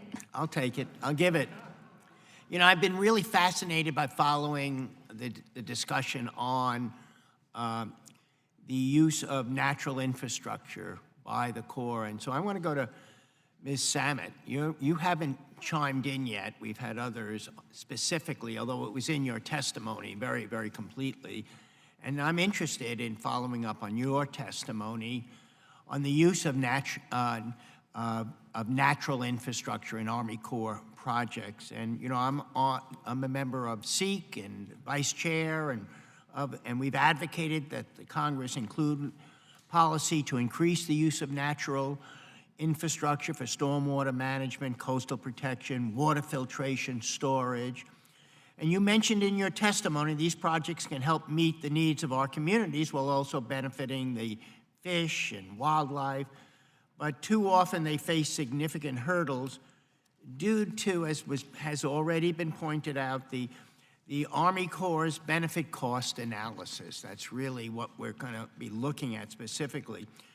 And in a recent GAO report, the Corps stated that it has launched a project to develop better information and research to make sure that its analysis captures all the benefits associated with natural infrastructure. As you mentioned in your testimony, small investments in nature-based solutions like oyster reefs and wetlands can provide billions in flood protection. So my first question is has the Army Corps consulted with you or any of the National Wildlife Federation folks about these efforts to better measure the benefits of natural infrastructure? Have you been consulted in any way, or do you know of organizations like you who've been consulted by the Corps to get input? I have not been consulted. As far as I know, the National Wildlife Federation has not been consulted in this way. I think it's great that the Corps wants to look into this. I would also highlight a couple of things. One, there is a robust knowledge base out there on how to value ecosystem services. And so that should be, from our perspective, a part of it, this whole improvements to the cost-benefit analysis, and not just looking at project benefits, but also looking at project costs. Because if the actual cost of a big structural project isn't properly accounted for, you can't make a reasonable assessment of whether, in fact, it may be more cost-effective to go with a natural infrastructure solution. So fixing both the cost side problems with the Corps, BCR, and also the benefit side is very important. And I do think it's great that the Corps is engaging in this, but there is a lot of information out there that they can draw from. They don't have to create the wheel on this. Well, that gets me to the second part. What actions should we be taking here then in Congress in the next WRDA bill to address these challenges in the benefit cost analysis? Well, we would strongly recommend that you actually tell the Corps in law what they have to account for and things that they can't account for. And so if you say you have to look at Corps of Engineers, and of course this is written into law in some sections on how you do benefit cost. So in addition to the new PR&G, which are very valuable, Congress, from our perspective, should actually tell the Corps what they should look at. That would include accounting for ecosystem services gained as a benefit, ecosystem services lost as a project cost. Also, prohibiting the Corps from accounting for benefits that derive from draining wetlands, that derive from encouraging people to come into harm's way and adversely impact healthy natural systems. So there's the things that should be added and things that should be excluded. And also fully accounting for project costs, and I think you've heard that. The Corps does its cost-benefit analysis based on 50 to 80% of engineering design, and the detailed technical specifications can add a significant amount to the actual cost. And it could be much more effective to be looking at some of that up front instead of waiting afterwards to then hit the local sponsor and the taxpayers with a whole lot extra costs associated with the project. Thank you, and I yield back. Thank you. I'll now recognize Mr. Weber for 5 minutes. Thank you, Madam Chair. General, I'm going to go to you first. You said in your comments that a lot of this infrastructure is outdated and undersized systems. And we're talking about backlog of the Corps now. If you looked at the backlog of the Corps, if we could do a lot of those projects, have those projects been on the books so long that those projects could be deemed as outdated? Yes, sir. They certainly need another look because so much has changed. We know that the conditions that we have to operate under have changed. And what would be satisfactory in 1986 won't be satisfactory today. So you almost start with the need to look at the risk. But I would suggest that the Corps tries its best to see these projects and continue to monitor to see if there's any extremely significant changes that occur. But yeah, you can't have a backlog that long and for that long a period. And for them to still be considered, and they would still be considered current. Melissa Semet, is that how we say that, Miss Semet? Okay, I'm over here. That's all right. It's okay, a lot of, so, and this might be for you as well. So General, or Miss Semet, am I saying that right? Samet. Samet, okay. If you could take those backlog of projects and you could say, look, some of those could be merged with natural infrastructure, would that be a way to get some of those accomplished? Or I'll go with you first and then her second. Well, I think you would certainly want to go to the locals and find out here are some options, here's what you have now in the project, and here's what it might be if you were to consider other things, because we've learned a lot in the last 30 years, especially about nature-based projects, and to see what they want to do. The problem with driving ahead with what you had is the population has changed, the nature of the threat has changed, and so you really need to take the time to do it quickly, but do it right, and then come up with the project that is necessary. Right, and how about you, Ms. Samet? I definitely agree with that. Going back and taking another look could give you a whole new approach, come up with a whole new approach to address your problem, but in a much less costly and less destructive way at the end of the day with a healthier and happier community as an end result. So many natural disasters are occurring, as John Garamendi alluded to. And I'm thinking about Katrina in New Orleans, and the Army Corps got in gear, and Congress I wasn't here then, got in gear, and they did some things around New Orleans, I mean, out of pure necessity, of course, and they acted quickly. What could we learn from that, General? Well, it's interesting. That's what resilience means, that you're ready when something happens to move ahead in the next phase into something that is better than what you've got right now. And all too often, we finish the project and say, we're done, and it'll take care of itself. But it turns out that nature is stronger than that. We've seen that in Texas with Harvey. Things that we thought would work didn't work, and we hadn't thought through what would be the next step afterwards. So it's planning ahead for the fact that you're taking a hit and you want to get up and be better, but you've thought about how will you be better. Do you really want to occupy that area that you're in right now? Could we have thought about that ahead of time? Well, I've been here 6 years, 11 months, and 17 days, not that I'm counting. And so my district was ground zero for Harvey when it hit. I wasn't here during Ike or Katrina.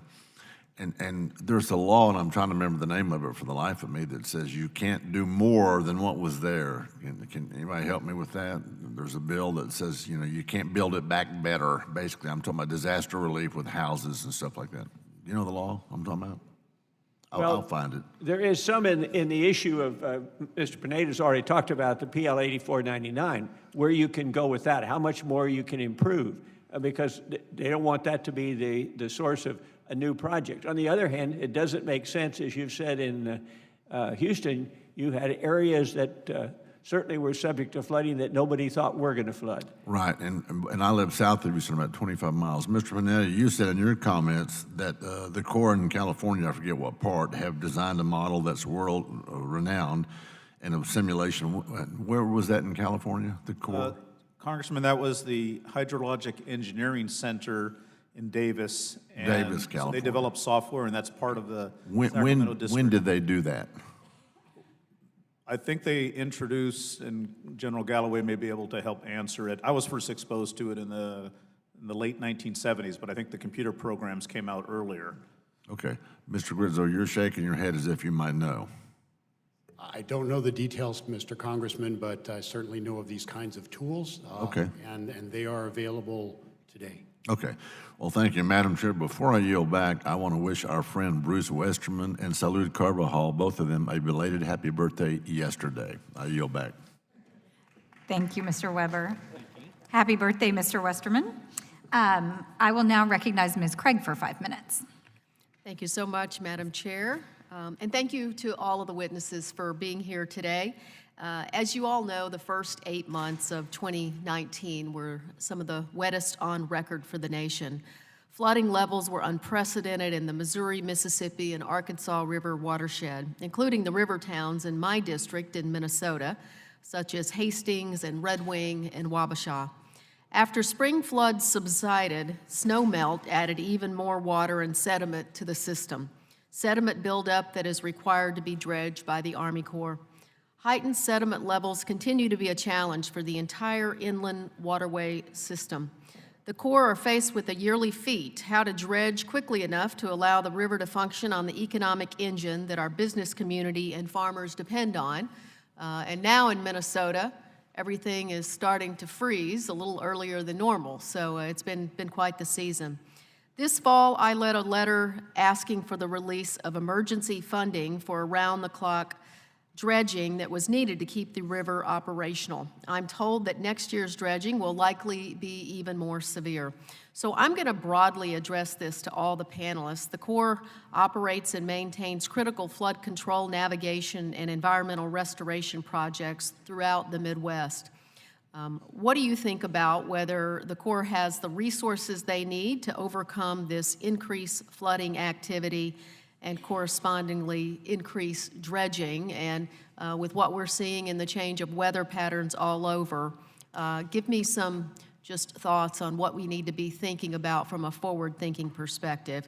And then I'll just add to that, how would passage of H.R. 2440, the full utilization of the Harbor Maintenance Trust Fund, help with readiness and resiliency?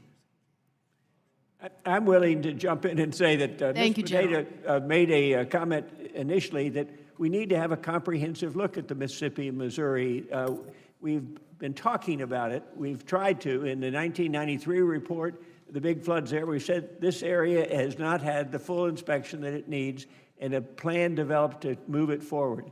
That's still the case now, and it's getting worse, as you just said.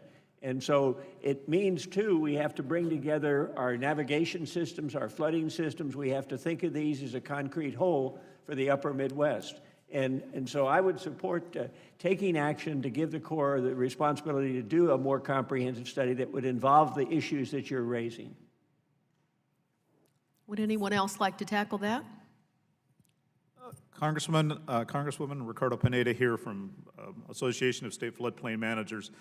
So yes, the upper Missouri River system, or the Missouri River system, consisting of big dams on the main stem and some dams on the tributary system, is very complex, but every state, and sometimes multiple states,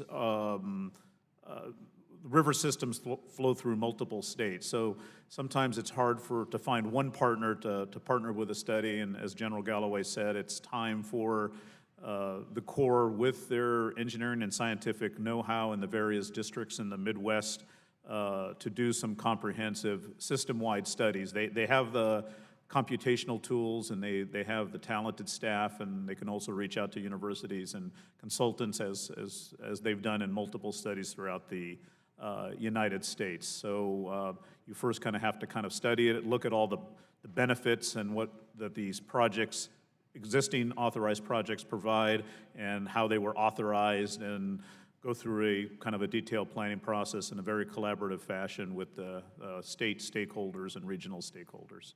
Thank you.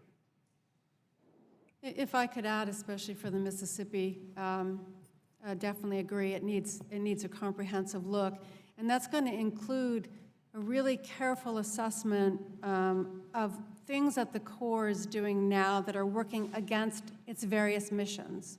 So that some of the navigation structures built in the middle Mississippi River, for example, are increasing flood heights significantly. A lot of other activities are harming habitat, even though there's a restoration authority. So the Corps' projects often work at cross purposes, so unless they're actually looking holistically at the system to see what is the best way to let the system ideally act as a river that is deep enough to carry navigation, we recognize that, but let the system act like a river to the extent that it can still address your concerns. I think a lot of times less is more, and people don't really recognize that in the construct even of ecological systems. Thank you so much. I think I'm out of time, Madam Chair, so I'll yield back. Thank you. Thank you very much. Mr. LaFalfa, you have 5 minutes, sir. Thank you, Madam Chair. Appreciate it. I wanted to just launch into with a couple of our witnesses here the condition in California and its storage. As I look at an updated number, our two largest projects being Lake Shasta and Lake Oroville. Shasta is drawn down to a number, right around 2/3 of its capacity, and Lake Oroville is approaching a number of about just above 50% of its capacity. And we're seeing the reports now. We're looking for a condition. We're seeing a condition in California called abnormally dry, where again we topped off the reservoirs pretty well last year. So my concern is, and Mr. Weber was asking you, Mr. Panetta, and maybe you toss that to Mr. Galloway or Mr. Gritzo there, on the modeling that we are doing for flood or for rain, precipitation events in the coming winter here. And so would you touch on what Mr. Weber's question was, or did you have information on what is Army Corps? He said a simulated model that was developed in the 70s or 60s for, was it based on flood impact, or how broad-based was the modeling we're looking at for these conditions? Thank you, Congressman. Ricardo Pineda here from Association of State Floodplain Managers. So essentially, the Corps of Engineers, experts at the Hydrologic Engineering Center, and I'm sure they had contributions from Corps districts from throughout the country, developed a suite of models. And in my day of modeling, starting with punch cards, they were called HEC1, which is kind of the rainfall on the ground, and how does that convert to flow in the river, and then HEC2 was how high does the water get in the river, and then there was HEC5 that dealt with reservoir simulations. So those have all been, many of those have been combined into suites of models, and now they use GIS. So those models are there, and those help along with our federal partners with the National Oceanic and Atmospheric Administration, the River Forecast Centers. They help predict the inflow to the reservoirs like the Shasta and Oroville and the contributing reservoirs downstream. And then we run models to determine how high the river is going to get, and then that allows us for what we call coordinated operations for all the management of those reservoirs if you've got multiple reservoirs feeding into the river. So there is a lot of software and there's a lot of experience required, and that's been going on for a while, and it keeps on advancing way past the skills that I developed in the early part of my career. Okay, so what era were these developed here? I thought I heard you say the 70s for some of this modeling. I think, HEC2, which was my first exposure to the models, that was probably developed, the math has been around for a while, and we used to do, when I took the class in graduate school, we did the computations by hand, and then we used the computer program with punch cards. So I think that started in the 60s, and maybe General Galloway has more exposure to the history of the Hydrologic Engineering Center. But they've continuously evolved, and they're essentially world leaders. Okay, let's let him speak here. I'm running short of time. Thank you. Mr. Galloway, what would you? HEC is the world leader. People all over the world are looking for it. What we have in this country is highly talented consulting engineers that take some of the HEC models and may put them into a specific application. But again, it's the HEC is leading the pack, and their models are up to date. That's not the challenge. The challenge is with regards to the mapping of what is a floodplain, or how the reservoirs affect the floodplain, the releases, then how full the reservoirs are kept. Yes, during the year. they have, as Mr. Pineda mentioned, they have a suite of models that deal with all aspects, including some of the benefits and costs of having activities take place in reservoir operations. So that they are a full-service hydrologic modeling organization that is focused in the... Okay, I'm sorry, I got to cut to the chase here, sir. And so the, how modern is it compared to the meteorology we have available?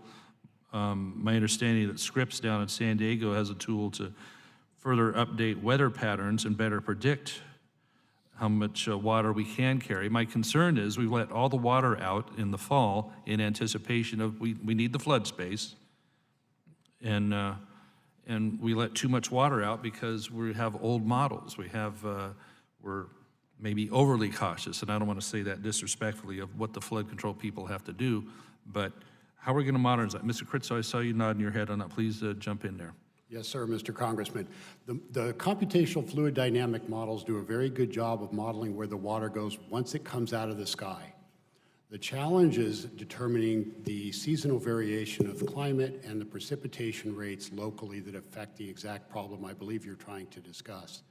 There's a number of climate models that are used by the Intergovernmental Panel on Climate Change. Those ensemble calculations are the best possible, but it boils down to a seasonal forecast of climate and local weather conditions right down to precipitation rates as a function of time that are really the key technical challenge. Okay, so are we keeping up with the availability of technology and the governing of our water supply?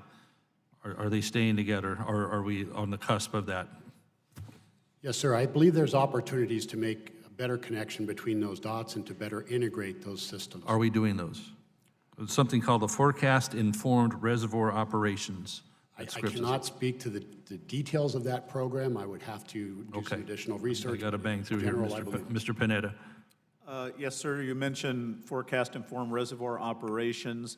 I'm aware that that was done on Scripps Institute working with the Corps of Engineers for a reservoir on the Russian River.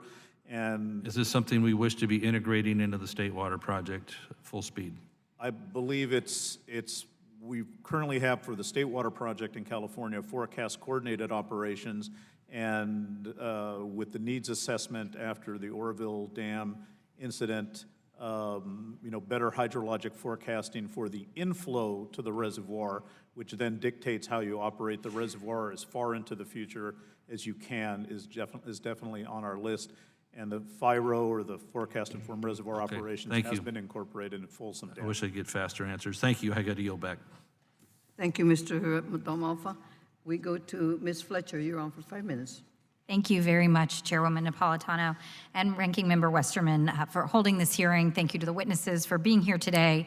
Of course, the Army Corps of Engineers has one of the most critically important jobs in the country, and the WRDA 2020 bill that we are working on this committee is one of the most critically important bills in this Congress for my constituents in Texas's 7th Congressional District, as well as the entire Houston region. So I do want to associate myself with the comments of my colleague and neighbor, Mr. Babin, about the critical importance of the project to widen the Port of Houston and the Houston Ship Channel. And we're very much working on that anticipated project, and I look forward to working with the committee on that as we work on this bill. In addition, on the west side of town that I represent, the Army Corps is responsible for essential infrastructure, as it is across the country, whether it's the port and the ship channel to dams and the reservoirs in my district. And that is one of the things that I want to ask you all about today. As many of you know, we've been talking just now about weather and the threats that the Corps' infrastructure receives are changing, and the challenges to managing it, I think we are seeing increasing from the extreme weather events that are continuing to grow. The stress that it puts on the existing Corps infrastructure is across the country. As you no doubt know, in my own district, we were devastated by Hurricane Harvey, and it was the single largest rainfall event in United States history.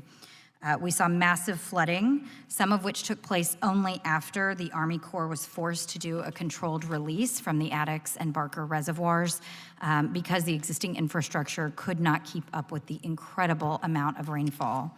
At the same time, we've seen rainfall levels nearly that high just this past fall. So we know that it is not an aberration, but a new reality that we have to be prepared for that level of rainfall. And I think it's important to understand how the Corps looks at ways of carrying out its duties that reflect that reality, that some of the infrastructure was designed at a different time and for a different purpose. I think, Mr. Pineda, you touched on this briefly, and I want to revisit it. But one thing that we discuss in Houston extensively is how the Corps calculates the benefit to cost ratio, the BCR. In certain watersheds, it can be difficult to identify projects that meet BCR requirements, even though the projects reduce structural flooding. And that is a critical issue that we have got to tackle. So this question really goes to anyone on the panel who wants to address it. What can the Corps do to revisit the BCR calculations to allow for additional considerations that reflect the new realities that our communities are facing in this changing weather environment? General Galloway? I think I mentioned earlier that we have the PRNG that came from the response to the Congress, produced it, and it's now on hold. You have real problems figuring out what the benefits are for lower income, for environmental issues, when you ban that sort of an activity, looking at the complete panoply of benefits that exist. And we know there's a lot already written about that, 10 years worth of work on identifying what's happening. And as we saw in the areas you're talking about in Houston, they don't get a fair shake when you don't get the opportunity to look at what benefits could accrue to them and how they are different than the benefits it might be in the western part of the city or somewhere else. So we have it on the plate. It is here. It is sitting, but it's held up in its use because of, I guess, objections to the fact that it includes heavy reliance on environmental and social costs and benefits, which are necessary to deal with the issues you're raising. I could just jump in. We demand a lot, an enormous amount from our infrastructure, but we do not fund it significantly enough. And as we're seeking more resilient infrastructure, we'd do better to fund it up front. And just a note, a study into BCR was required in WRDA 18, but it hasn't started yet. Thank you. Thank you. Would anyone else like to weigh in with the few seconds I have left? Yes, I would just add, if I could, Congresswoman, Yes, Ms. that Hammond. giving some clear direction to the Corps on what they can and can't count as benefits, I think, would go a long way, and then asking them to reevaluate them on an occasional basis. And if I could also just add that this applies both to the situation at the Addicks and Barker Reservoir and the reservoirs in California, is the Corps has the capacity and the responsibility to update those water control manuals and take advantage of the information and hydrologic models that are out there, but many of those operating plans are decades old. Thank you very much. Madam Chair, I yield back. Thank you. Thank you, Madam. Ms. Fletcher, on the updating of the manuals, I ran into that problem with the Whittier Narrows. Those manuals are 5, 6 decades old. And when I asked them, would they update them, they said it wouldn't be practicable for them. They would take a lot of time and money. So anyway, the question is, do they update them with the new information? That's something that we've got to delve into. Thank you. Mr. Palmer, you're next. Thank you, Madam Chairman. A couple of things that, a lot of things that have been said in the hearing that I think make a lot of sense, but there's some things that I think that we need to address. And Mr. Gitzo, or Dr. Gitzo, I appreciate your perspective from an engineer's outlook on these things. And you said something in your written testimony, I think you repeated it in your verbal testimony, that the risk is getting worse due to heavier rains from warming climate and an increasingly developed and hardened landscape. I think, obviously, the climate's changing. The geologic record shows that. But it's interesting that the last International Panel on Climate Change report, the AR5, did not include changes in flooding to anthropogenic influence, nor report detectable changes in flooding magnitude, duration, or frequency. What they're saying is in the context of climate change, they don't see that. I take exception to part of it in that, at the end of your point here of hardened landscape, that some of the big problems that we're facing with flooding is development, the hardening of the landscape, land use, the failure to use natural resources to mitigate flood. And I want to point that out and then suggest to you that if we understand fully what's happening in the climate, again, go back and look at the geologic record. We've gone through multiple periods of climate change when the temperature is warmer than it is now. And you see in the record that you've had major weather events like flooding or extreme temperatures that we need to be prepared to adapt and mitigate.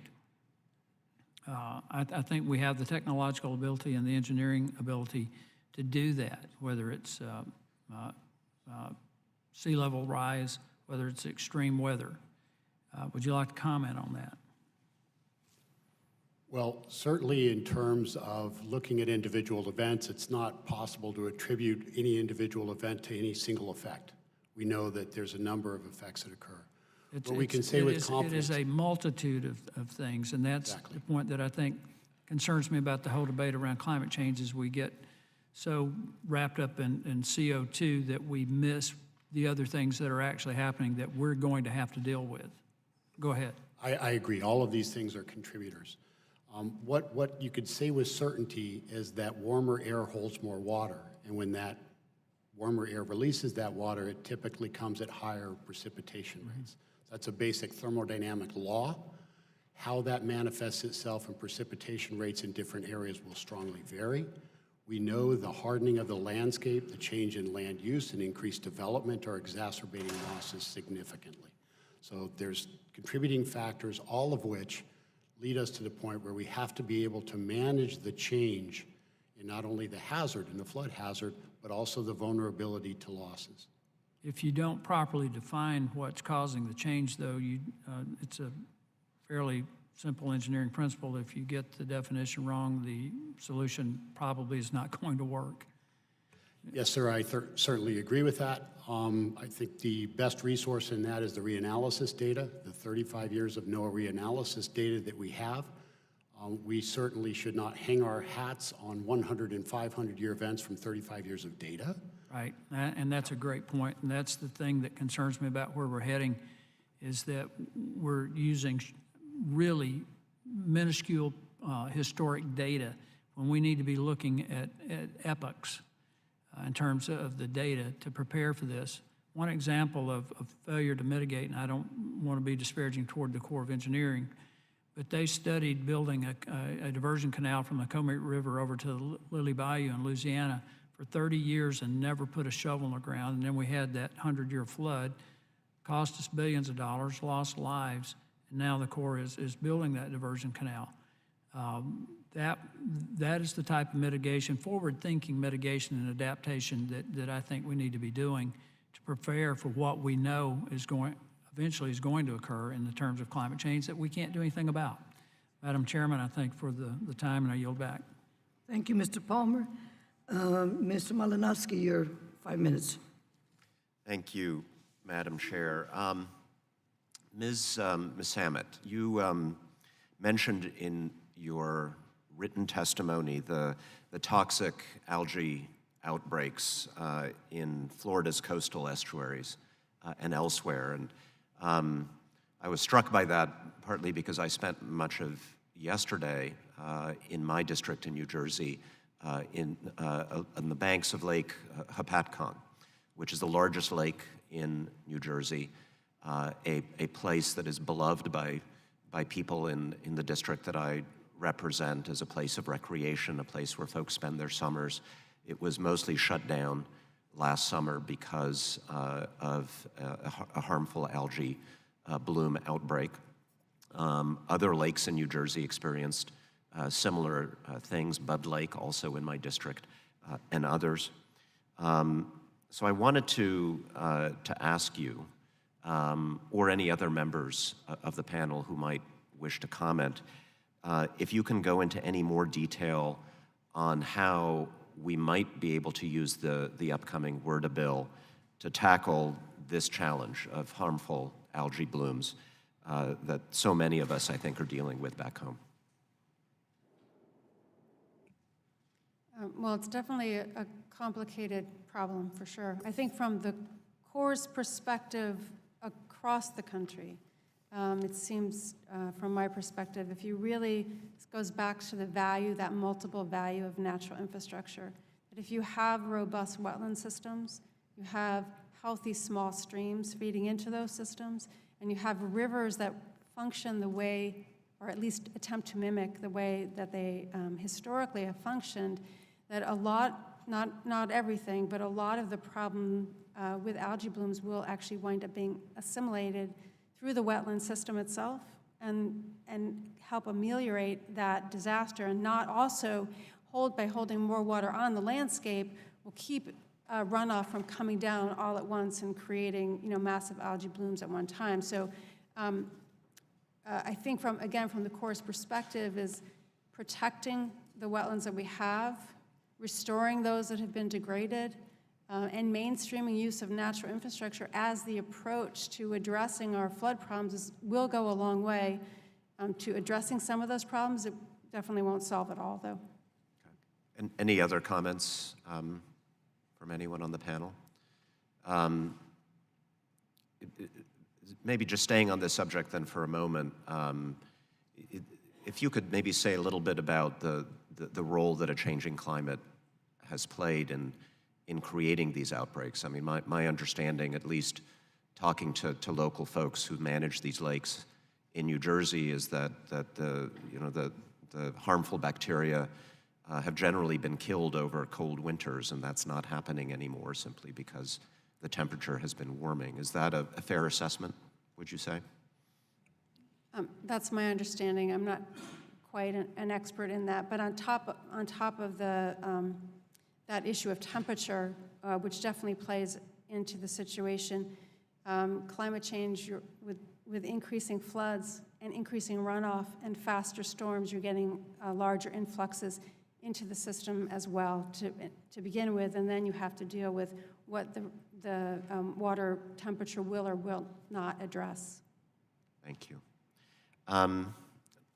Admiral Phillips, you and others discussed the larger challenge of extreme weather events, antiquated stormwater infrastructure leading to flooding. I think a lot of us have local problems. In my district, several communities along the Rahway River Basin, the Greenbrook Subbasin in New Jersey, have experienced extreme flooding related to weather events. And we've been working with the Corps in terms of building up resiliency. You may have seen that Chairman Pallone of the Energy and Commerce Committee, who represents a coastal district in New Jersey where a lot of my constituents spend their vacations, has introduced the Living Shorelines Act, a bill that supports projects that use natural materials and systems like dunes and oyster reefs to support the natural flood resilience of shoreline ecosystems. Can you elaborate a bit on how green infrastructure can be more cost-effective, number one, and also better suited for slowing down runoff and floodwaters compared to traditional gray infrastructure? Certainly, Congressman, thank you for the opportunity to comment, and I will be brief. First of all, in Virginia, natural and nature-based features as our first line of defense is our top priority as we work to develop a coastal strategy and a plan for the state. So we value that as a way to buy us time, to buy property owners time, to buy businesses time, as we figure out what other kinds of infrastructure may be required in the future. These are also things that can be implemented, as you have pointed out, and as others have pointed out in this committee, for substantially reduced costs in many cases, and that can be given opportunities to evolve, to migrate over time so that the benefits remain even though water and weather challenges and climate influences continue to occur and continue to change the infrastructure. So we find them to be of particular import. In our case in Virginia, because we are so low, because there's so much there already, and the opportunity to build on and expand that is of significant value to us. Thank you. Yield back. Thank you. Mr. Woodall, you have 5 minutes. Thank you, Madam Chair, and I appreciate all of you being with us today. I want to shift gears a little bit because of this expertise here. General Galloway, you had the privilege of noting that someone had the audacity in 1993 to recommend that all the states along the Mississippi River get together and talk about a comprehensive plan. It's been a little while since then. Ms. Samet, I think you all are parties to a lawsuit over a new water control manual that affects my state. It was last updated in the 1950s. You were absolutely right in your testimony when you said we need to use new data and update these manuals, though, as we have seen in our case, as soon as we update one, lots of different stakeholders involved, and it's hard as a Corps of Engineers employee to have everybody applaud job well done. Generally, there are a few disparate voices out there. Admiral Phillips is working with entire communities of human beings who have been in place since the 1800s that are being dislocated. Maryland's struggling with families that have been there since the 1700s. My friends from Louisiana have folks losing land at the highest rate in the country. So delay is a real problem here, not just in environmental and wildlife terms, but in human terms. You all have made a very compelling collective case that we can do better, and I think every member on this panel agrees with that. What I don't understand is how we can do better, whether it's 100% better or 10% better or 1% better, and then get everybody on board so that we can move forward, because I believe we're all disadvantaged by delay.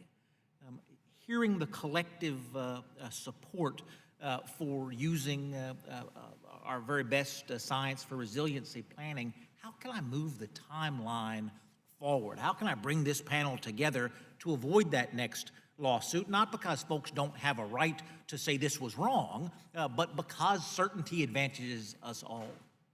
Does anybody have any guidance for me there? And this is a good panel to have both engineers and non-lawyers on because of that. Ms. Samet, do you have any guidance?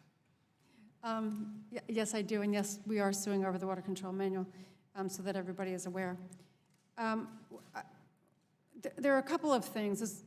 One, the key to updating water control manuals or any navigation operation plans is really basing things on the best possible science, and also using the expertise of other federal and state experts so that the Corps has that input and then can rely on the kinds of information that are provided. If at the end of the day you have an environmental impact statement or new water control manual that is actually looking at ways to improve the conditions for everybody while still meeting project purposes, you'll find that you're not going to get a lawsuit. So doing a better job up front, and one of the things in particular with respect to the ACF was... Let me interrupt you, and I apologize for that. Among the different timing issues I'd like to fix is that we only have 5 minutes because your expertise requires more than 5 minutes. But as you noted earlier, the Corps is tasked with cross purposes. It is very difficult to do remediation and flood control simultaneously. These things are sometimes categorical opposites, which will always allow for someone to file the lawsuit to say you didn't parse the baby correctly. I need to get beyond that because we've got limited resources here, both in time and money, and we're flushing a lot of them parsing babies that we all want to get parsed correctly. Is there a In your experience, General, did you have folks come back and say, job well done, 100%, we're good? We've had the Supreme Court speak out and say, stop the lawsuits, but it's very rare that we found a way to come together ahead of time to prevent the lawsuit, as Ms. Samet accurately says would be the goal. I think it's critical that we get together ahead of time to try and do it. It's very difficult now because there are so many roadblocks, barriers, that you can't deal with this agency, you can't deal with these people. We've got to find out what they are and eliminate them, because in reality, the EPA and the Corps and FEMA all want to work together, but we can't because of this or that. So we need to find out what it is, get people at the table together, and create the situations where we can work out new manuals, new approaches, new plans that bring everybody into the act and allow them to do that under the law. What you're doing with the 800 CFS in Word 18 is a great step forward like that. Well, I will close in that space, since we're practically in the circle of trust, just 5 members of Congress here and the 6 of you all. We won't tell our secrets. Is there a reason that any of those walls exist that we wouldn't want to tear them down? Is there a functional engineering reason, environmental reason, states' rights reason? Is there a reason we wouldn't want to tear down those walls? I will assume there is not a reason, and we'll keep going forward. If there is a reason, if you'd please submit that in writing, I would be grateful and partner with you to get that done. Thank you for your indulgence, Madam Chair. Thank you, Mr. Woodall. Mr. Ruda, now recognized for 5 minutes. Thank you, Madam Chair. Thank you to the panel for coming here today and providing testimony. I'm Harley Root. I'm from Orange County, California, representing about 80% of the coastline of Orange County, including Seal Beach, Huntington Beach, Newport Beach, Laguna Beach. Really wonderful area, but like other parts of the country and around the world, we are experiencing on a regular basis the impact of climate change and rising oceans. But fortunately, we are working hand in hand with the Corps in addressing numerous issues, including projects that include the Surfside Sunset Beach Nourishment Project, dredging in Newport Harbor, the Westminster and East Garden Grove Channel and Westminster Channel Study, and the Santa Ana River Mainstream Project. I'm going to start with you, Mr. Panetta. We've experienced in California, I think, have done a very good job of understanding the value of bringing together both natural barriers as well as man-made barriers. And can you talk a little bit about how you've seen that work in California and what are the opportunities to leverage that across the U.S.? Thank you, Congressman. So kind of natural solutions, I think, starts with giving rivers rooms to grow, giving rivers room to grow relative to protecting beaches from erosion. I think that's more been done on the East Coast, where there's been a lot of studies in Louisiana and other places and projects implemented where dune and marsh grass restoration have been implemented and have helped reduce shoreline erosion. Also in the Sacramento-San Joaquin Delta, in areas that are not part of our main channels. There's 1,100 miles of levees in the Delta, so there's a lot of side channels. They've used a lot of brush mats, vegetation mats, to prevent erosion.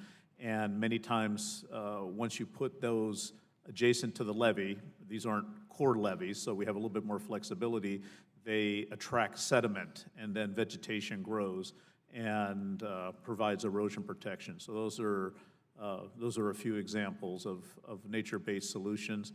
I think the most important ones is slowing the water down and getting it out into the floodplains, which right now is kind of a new method of recharging our very depleted groundwater in many areas of California.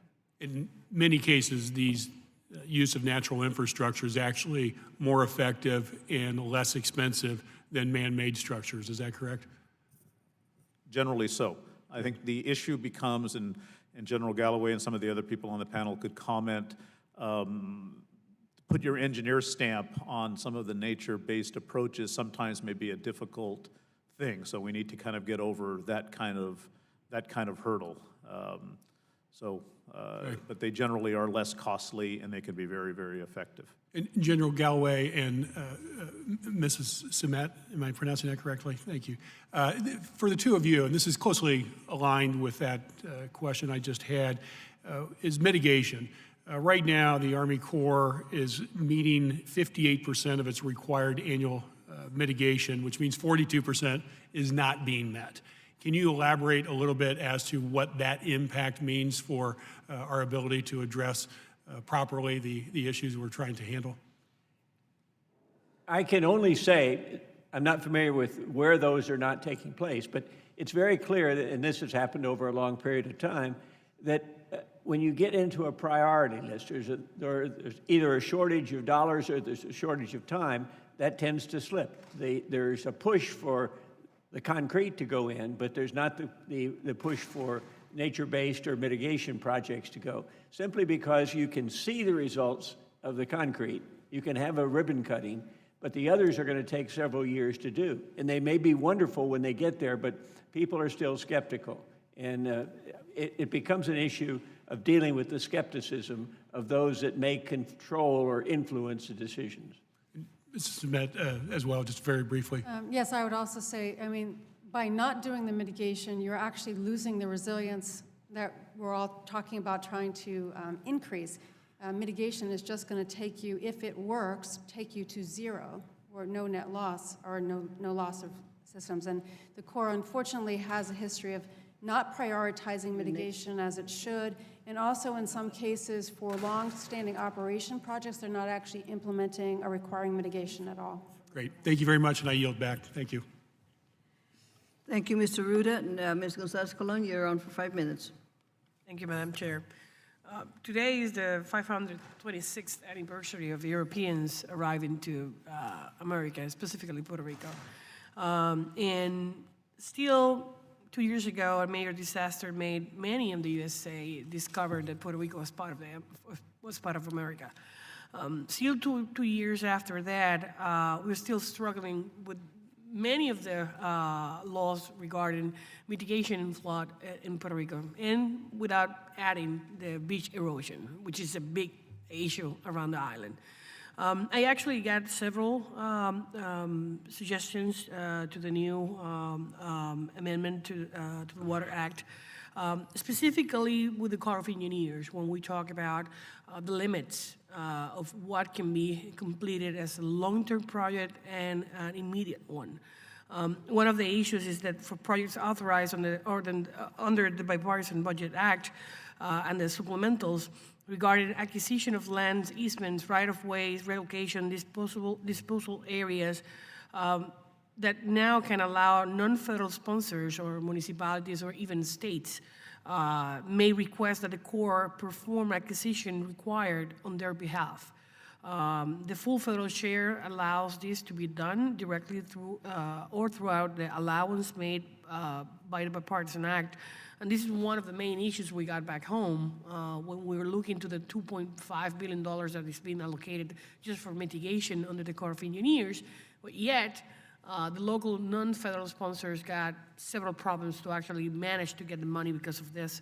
The second issue will be the Section 103 and increasing the per project limit for Section 205, the flood damage mitigation, and Section 103, beach erosion, from 10 million to 20 million. Section 14, which is the emergency stream bank, from 5 million to 10 million for continuous authorities program or the CAP projects. In the areas impacted by Irma and Maria for periods, or even Harvey, for 5 years. And why is this? I mean, we do have a lot of several projects that are being studied, investigated, authorized, even planned, but they exceed the amount of the cap of the money in those two sections. So we do have a lot of those areas that are still having the problems in the communities, and then we face another situation that actually Dr. Galloway mentioned during his presentation or his statement. Specifically, when we were talking about the areas, in many cases that they do not meet the cost-benefit cap, In our case, the need to include resilient infrastructure, not just digging and dredging, but at the same time, dozens of other projects in towns, big and small, are not being approved in many cases because they just do not meet with the criteria of the cost benefit. And that takes me to a direct question to Dr. Galloway.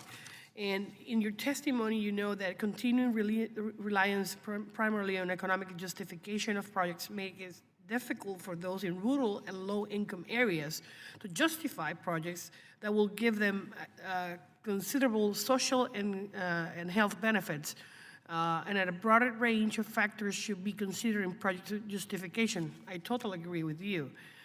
So how can we give or use another term for the flood risk reduction in rural and low-income areas? I mean, what is the specific recommendation we can include, Dr. Galloway?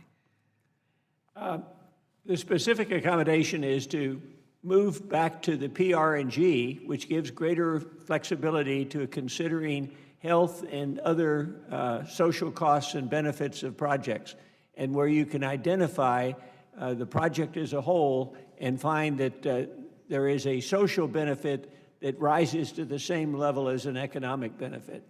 You also state in your testimony, and I can be a witness of this, many federal agencies having shared interest in mitigating against future floods and storms, including the Army Corps of Engineers, FEMA, HUD, USDA, the Department of Interior, among others. And they do have many barriers between them. What can we do? How you recommend this committee address this overlap of functions that many times actually stop the help to getting to those communities?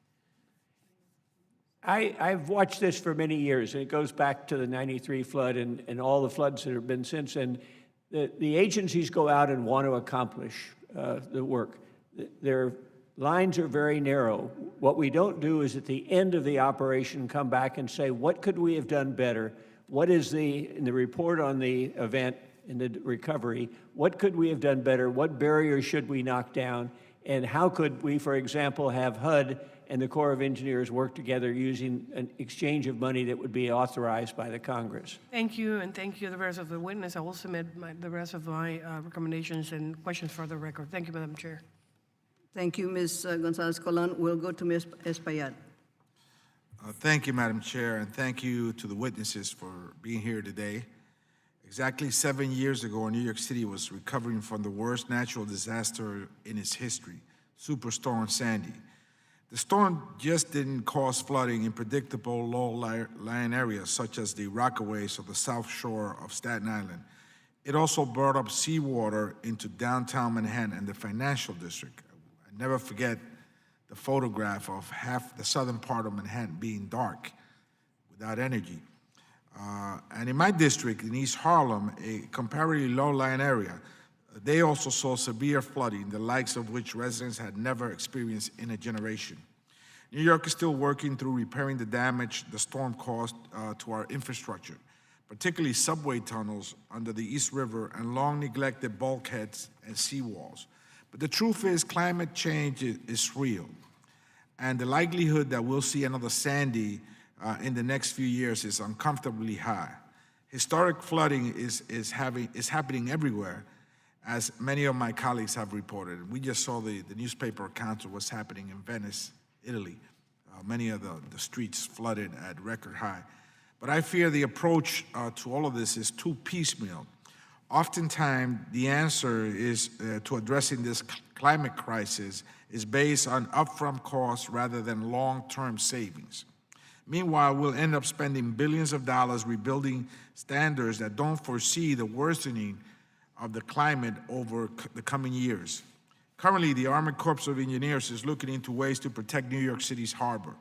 And the main option being explored is a giant underwater seawall that will come up at times of extreme storm surge to protect the low-lying areas around the harbor from flooding. However, many have criticized this as unable to meet the problem at hand. New York's Comptroller, Scott Stringer, recently released a comprehensive resiliency report where he cites concern with the project. As I understand it, authorization for the study dates back to the Eisenhower era, authorizing to protect areas from large coastal storm. But that policy never envisioned really sea level rise from climate change. It was never really considered. When critics like Controller Stringer and others have raised that concern, the Corps has often cited the narrow authorization as the reason they cannot explore a broader array of options. I also fear that no matter what we come up with, the sheer sticker shock of this critical resiliency project will prevent us from taking the right actions before it's too late. So I ask any of the panelists the following two critical questions. First, what kinds of changes can we make in the upcoming WRDA to address this problem? Because as we've all heard here today, New York clearly is not the only place facing this challenge. And second, would you say that the way the federal government currently addresses resiliency projects is penny wise and pound foolish? What do you think should be the change? What we need to do to change the way we approach these critical investments? Anybody on the panel could answer any of the two questions. Congressman, let me chime in just a second. And I mentioned in the written testimony and the oral testimony about the Corps Silver Jackets initiative. To a certain degree, that initiative was working before it was called Silver Jackets, where the Corps was partnering with FEMA and states and other federal agencies. But essentially, as I understand it, the main focus of Silver Jackets is to bring the federal partners together to work with the state and regional partners. So better funding of Silver Jackets and giving it stronger direction for the federal agencies to work together kind of at the beginning level could help look at problems like the one you were describing and better define what each agency's role in would be for a comprehensive system. So that's not, they're not authorized to build projects, but they can get together and talk together with the locals and better define who does what and what's the optimal way to work together with the federal agencies. What about the consideration of the sea rise aspect of any new project that will prevent these kinds of impacts by the next Superstorm Sandy?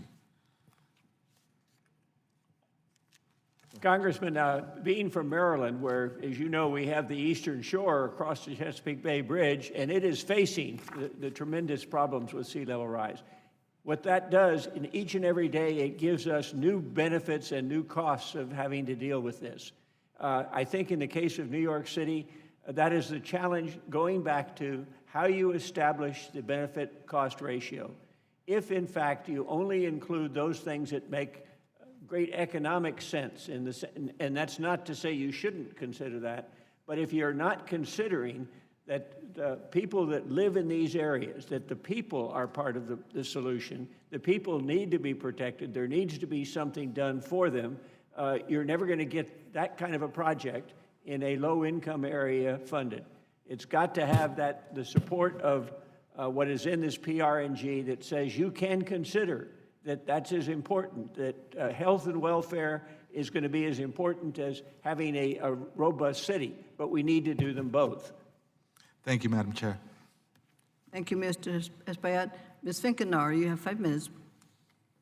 Thank you, Chairwoman, and thanks so much for all the folks that came to testify today. It means a lot that you took the time.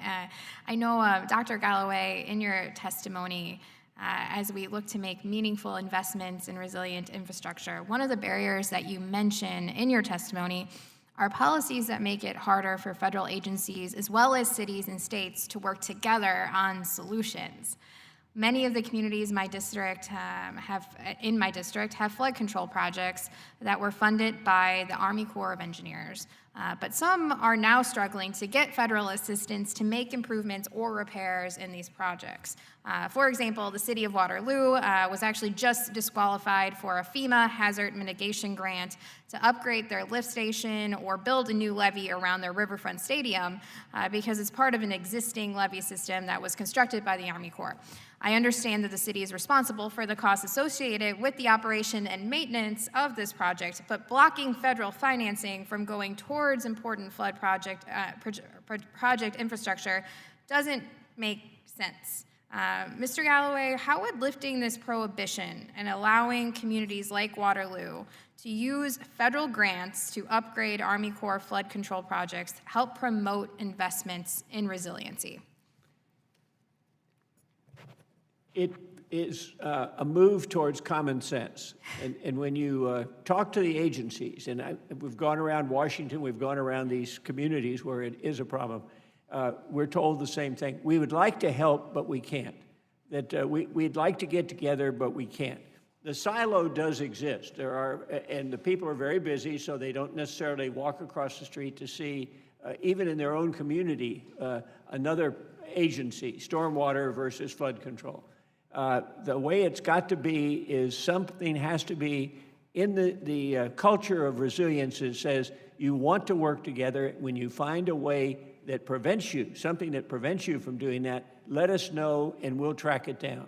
I don't think that that's what we see, certainly here in Washington, cries from Waterloo that, well, we have this problem where they don't get together and they can't get together, or they say that's not authorized. We need to figure out how we solve that. And I believe these are solvable because the people that are doing this work really want to do it. As Mr. Pineda said, we have this planning assistance to states in the Corps of Engineers Floodplain Management Services.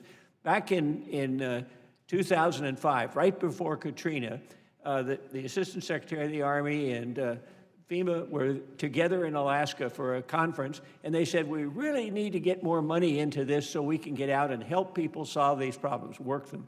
And they said they'd get them. And when you look at the amount of money we put into these now, including Silver Jackets, it's not grown.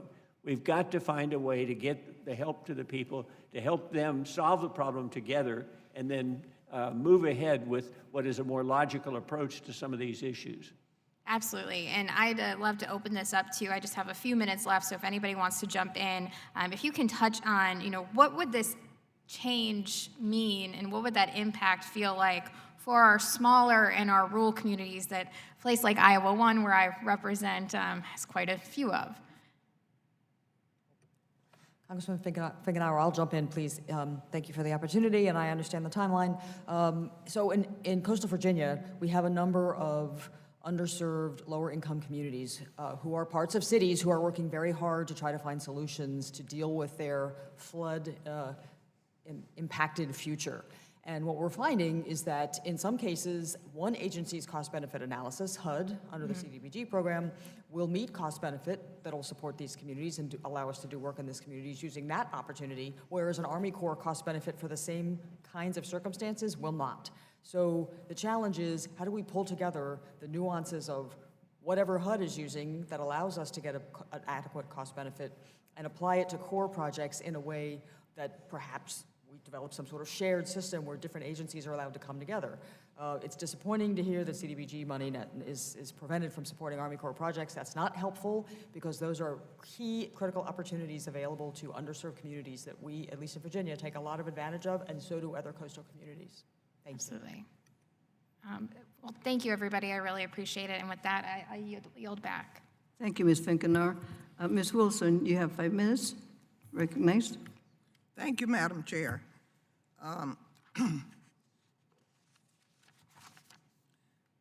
Today's hearing is very timely, as Floridians are actively fighting the effects of climate change and working to improve the resiliency of our water infrastructure. Extreme hydrological events have laid bare many of the challenges impacting Florida's water infrastructure. They have overwhelmed the state's aging stormwater and wastewater treatment facilities, which are in desperate need of maintenance and repair, and have caused massive overflows and extensive flooding. As such, resilience planning has become a cornerstone of our efforts to bolster our ability to withstand and respond to increasingly severe hydrological events. The U.S. Army Corps of Engineers has been working very closely with the communities in my district to help improve this. Recently, the Army Corps partnered with Miami-Dade County to facilitate a discussion with experts, officials, and concerned citizens as part of a 3-year study to help reduce risk from storms and sea level rise. In addition to sharing ideas for tackling sea level rise challenges that are unique to South Florida, stakeholders have also urged the Army Corps to reevaluate projects like the 70-year-old Central and South Florida flood control system for opportunities to strengthen resiliency from increasingly intense hydrological events. Local leaders have committed significant resources to combating sea level rise and improving resiliency, but the federal government must be more supportive. It is my hope that the next WRDA bill will contain additional provisions to help tackle climate change and improve the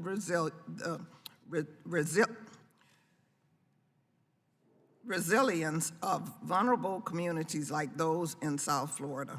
I look forward to working with my colleagues to do just that. I have a couple of questions. Ms. Samet, as you noted, the federal government has lagged in its funding commitment to restore the Everglades. Beyond the economic and health impacts of restoring the Everglades, how important is full federal funding for the Everglades to properly managing resiliency against negative weather impacts? As you know, the Everglades Restoration Project is a top priority for the National Wildlife Federation. We certainly appreciate the committee's longstanding commitment to moving that process forward. And it does address not just wildlife habitat, but storm risk reduction, drinking water supply. It really covers the full panoply of issues that you need to address for resiliency. So I think at this point, it does seem that the best thing the federal government can do is to make sure it's matching the state's commitment and providing at least $200 million each year towards a comprehensive ecosystem restoration plan to make sure that that gets implemented. Thank you. General Galloway and Admiral Phillips, my district traditionally has higher levels of poverty that serve as limiting factors to building resilience against the impact of negative weather events. First, those in my district have a difficult time affording flood insurance. Second, communities with fewer resources are less able to engage in the kind of planning necessary to build this kind of resiliency against negative weather events. Do you advocate for planning of this kind to include analysis how poverty impacts a community's ability to plan for and survive negative weather events? Either one of you. Congresswoman First Wilson, and thank you. second. Thank you for the opportunity to comment. We absolutely advocate the inclusion of poverty and environmental equity and environmental justice in the consideration of how we plan for and prepare for the impacts of flooding on underserved communities across coastal Virginia. It's absolutely critical. If we don't drive it in at the state and the federal level, it will be ignored. We cannot let that happen. Thank you. Thank you. I would just comment that FEMA and the Texas A&M University are working hard in the Houston area after Harvey to get the data that can make that case more strongly so we can show and they can show where there are shortfalls in giving support to the people that need it the most. Why they have the problem, the affordability issue has been covered by reports done by the National Academy, and point out that it just doesn't make sense to continue the way we are in dealing with some of these projects. So people are doing it, but it's going to take a while for them to go through the process and get that set up. It's obvious it's there. We just can't make the case of how to do something about it immediately. Thank you.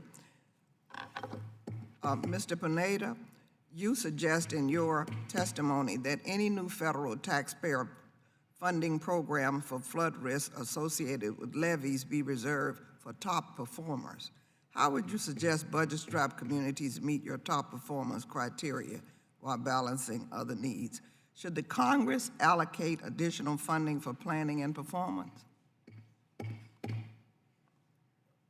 When levees, thank you, Congressman, when levees are built, they have to be operated, maintained, repaired, and reconstruct.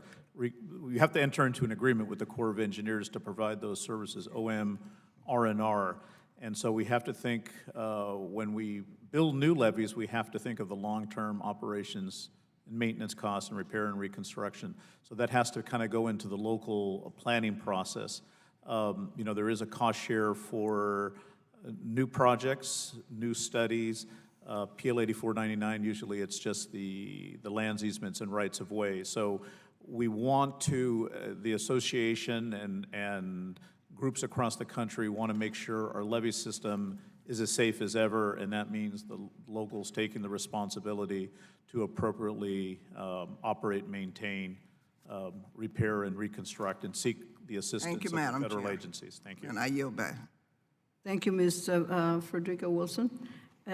We will go to just two more questions from myself and my ranking member. The question I have for Admiral Phillips. In your testimony on the flood protection project for the city of Norfolk, highlights a concern facing many members of this committee when the potential cost of protecting small or disadvantaged communities may outweigh the monetized benefit. But does the current order process meaningfully allow the court to help communities at risk of flooding that may also have lower property values or are located in rural areas where a lower benefit cost ratio may affect the viability of the project to proceed? And do you recommend any changes on that? Madam Chairwoman, thank you for the opportunity to answer that question. We do not believe that the current order process adequately addresses the impact to underserved communities. What we found in work that we've done with the Corps in Virginia, who are fulfilling the standards of their obligations and following the processes they have been directed to follow, is that underserved communities, lower valued properties, agriculture in particular, in addition, I would say, is not appropriately quantified or valued in the cost-benefit analysis, and that this is going to be a negative. What would be your recommendations? I think going back to the General Galloway's comments on adequately incorporating the principles, requirements, and guidelines, including ecosystem opportunities in communities, including safety and health benefits, including volume of people protected, not just property value of people that is protected, and then looking beyond in a more holistic and resilient view of the community writ large, and not just tying it to flood impact on infrastructure and the value of that infrastructure. Mr. Galloway, you have a comment on it? I couldn't agree more. It is something that we don't recognize. It's there, and for lots of reasons we can't see it because we're not allowed to, or the Corps is not allowed to bring it forward as a reason for moving this project ahead and to consider this. Just the issue of the volume of population versus the economic value of the population. But what impacts are you already seeing on these communities during the large flood events? Well, what is interesting is that you go back now after a big flood event, whether it's a Harvey or those that are in Puerto Rico or other places, you can see that no matter what you start with, if you're behind and you're underrepresented and low income, catching up to where you were and even moving ahead is almost impossible because there are so many things in the insurance program, in what the infrastructure you already had, where you protected it all. In most cases, it's not. You're starting behind, and we need something to get people to move ahead. Well, what I'm learning is that FEMA is wording in law that they can reconstruct the same as before. Whereas in order, like in Puerto Rico, they would need to build resiliency for future events, but they don't do that. Yeah, I agree with you. The idea that you want to get back to where you were and you're then okay doesn't work. And in Puerto Rico, I happen to have gone to the first grade in Santurce in San Juan. I have great memories of that country or that Commonwealth, and it's amazing to me that we have not been able to help the lower income people move forward in dealing with these infrastructure issues. We must do something about it. I do yield myself no more time, and I will recognize Ms. Gonzalez-Colon. Thank you, Madam Chair. And I'm going to do a piggyback on that last question, because I do believe we need to prioritize as well those small communities and rural projects. And one of the questions that is directly regarding that is the maintenance. I mean, we do have a lot of Army Corps of Engineers inactive projects that are the lack of maintenance for many years are waiting until the next disaster to happen, and that's happening in Puerto Rico. I mean, many of them were built to manage flood situations, but because of the lack of maintenance, they may not be up to date when the next, no if happens another hurricane, when the next hurricane happens. Because in our case, I mean, we are in the path of all hurricanes. So my question will be, if we should authorize in the new legislation that smaller projects have their definition expanded and the caps increased so that the community resiliency improvement count as benefits and can be covered within the limits. I mean, what are your comments on that, Dr. Galloway and Ms. Phillips? Anything that allows attention to be paid to people who may not even know of the challenge. This goes back to the squeaky wheel issue. The people, if you don't know to complain, if you don't know what to ask for, you're not going to get it. And so again, anything that allows the Corps or the people that are dealing with the particular issues to have more flexibility is good. Money is certainly one way to do that. Thank you. Ms. Phillips, you wanted to add something? Yes, ma'am. Thank you very much. I would also say that in coastal Virginia, and I'll speak specifically to the city of Norfolk, where I'm also a resident, there has been a tremendous effort to focus on the revitalization of underserved communities. And in nearly every case, a tremendous part of their challenge is flooding. Coastal flooding, rain flooding, high volume flooding. And so what this does to them, and this gets to the point of, how do we keep them from falling further behind? They're right on the edge with no safety net now. If their car is flooded, then they can't get to work. If they can't get to work, then they lose their job. If they lose their job, then they lose their apartment. If they lose their apartment, then they're out on the street. And so we have this sequence of events that takes place, or could take place, with a very small trigger. And the challenge for many coastal communities now is those triggers are coming more and more frequently because of climate impact, rising waters, sea level rise, intense rainfall, and the degrading infrastructure that is there to support all of these circumstances that cannot keep up with it over time. So our challenge is, how do we do, it gets to the point of resilience and preparing for resilience, how do you look at this in a holistic way that gives communities opportunities to plan collaboratively to move forward? The cost benefit that the Corps is using does not support that kind of view. A holistic federal review and collaborative process will be necessary to move these kinds of issues forward. And as have many in this panel have said today, routing out the impediments to that and eliminating them and removing them will be key to that process.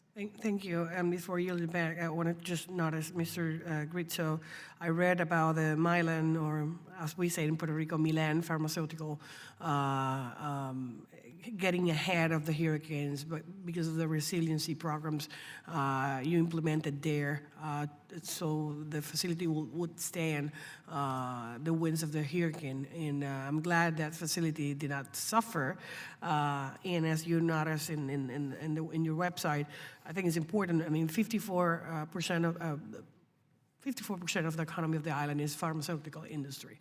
And so having those facilities being covered by that resiliency program just help that out. Thank you. And with that, thank you, Madam Chair.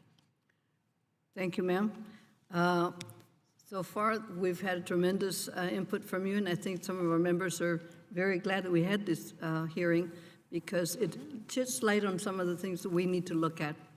But now I ask unanimous consent that the record of today's hearing remain open until such time as witnesses have provided answers to any questions that may be submitted to them in writing. And also ask unanimous consent that the record remain open for 15 days for any additional comments and information submitted by members or witnesses to be included in a record of today's hearing. If we miss anything, please let us know. Without objection, so ordered. I'd like to thank our witnesses for their testimony, and if there are no other members add anything to it? No more? No. Committee stands adjourned. Thank you.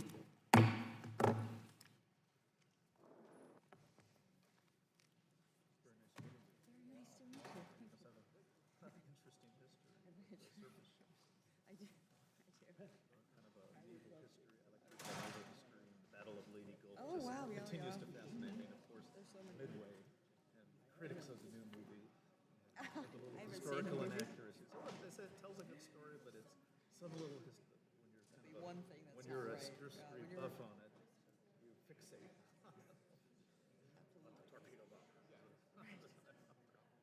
Thank you for your testimony today. It was fascinating. I think it's We don't have a huge river. There you are. Right. I didn't have your email, so I didn't email. That's Now okay. you know where I was. That's all right. Well, I realized, well, wait a minute, she's coming up here. Are you heading back right away? I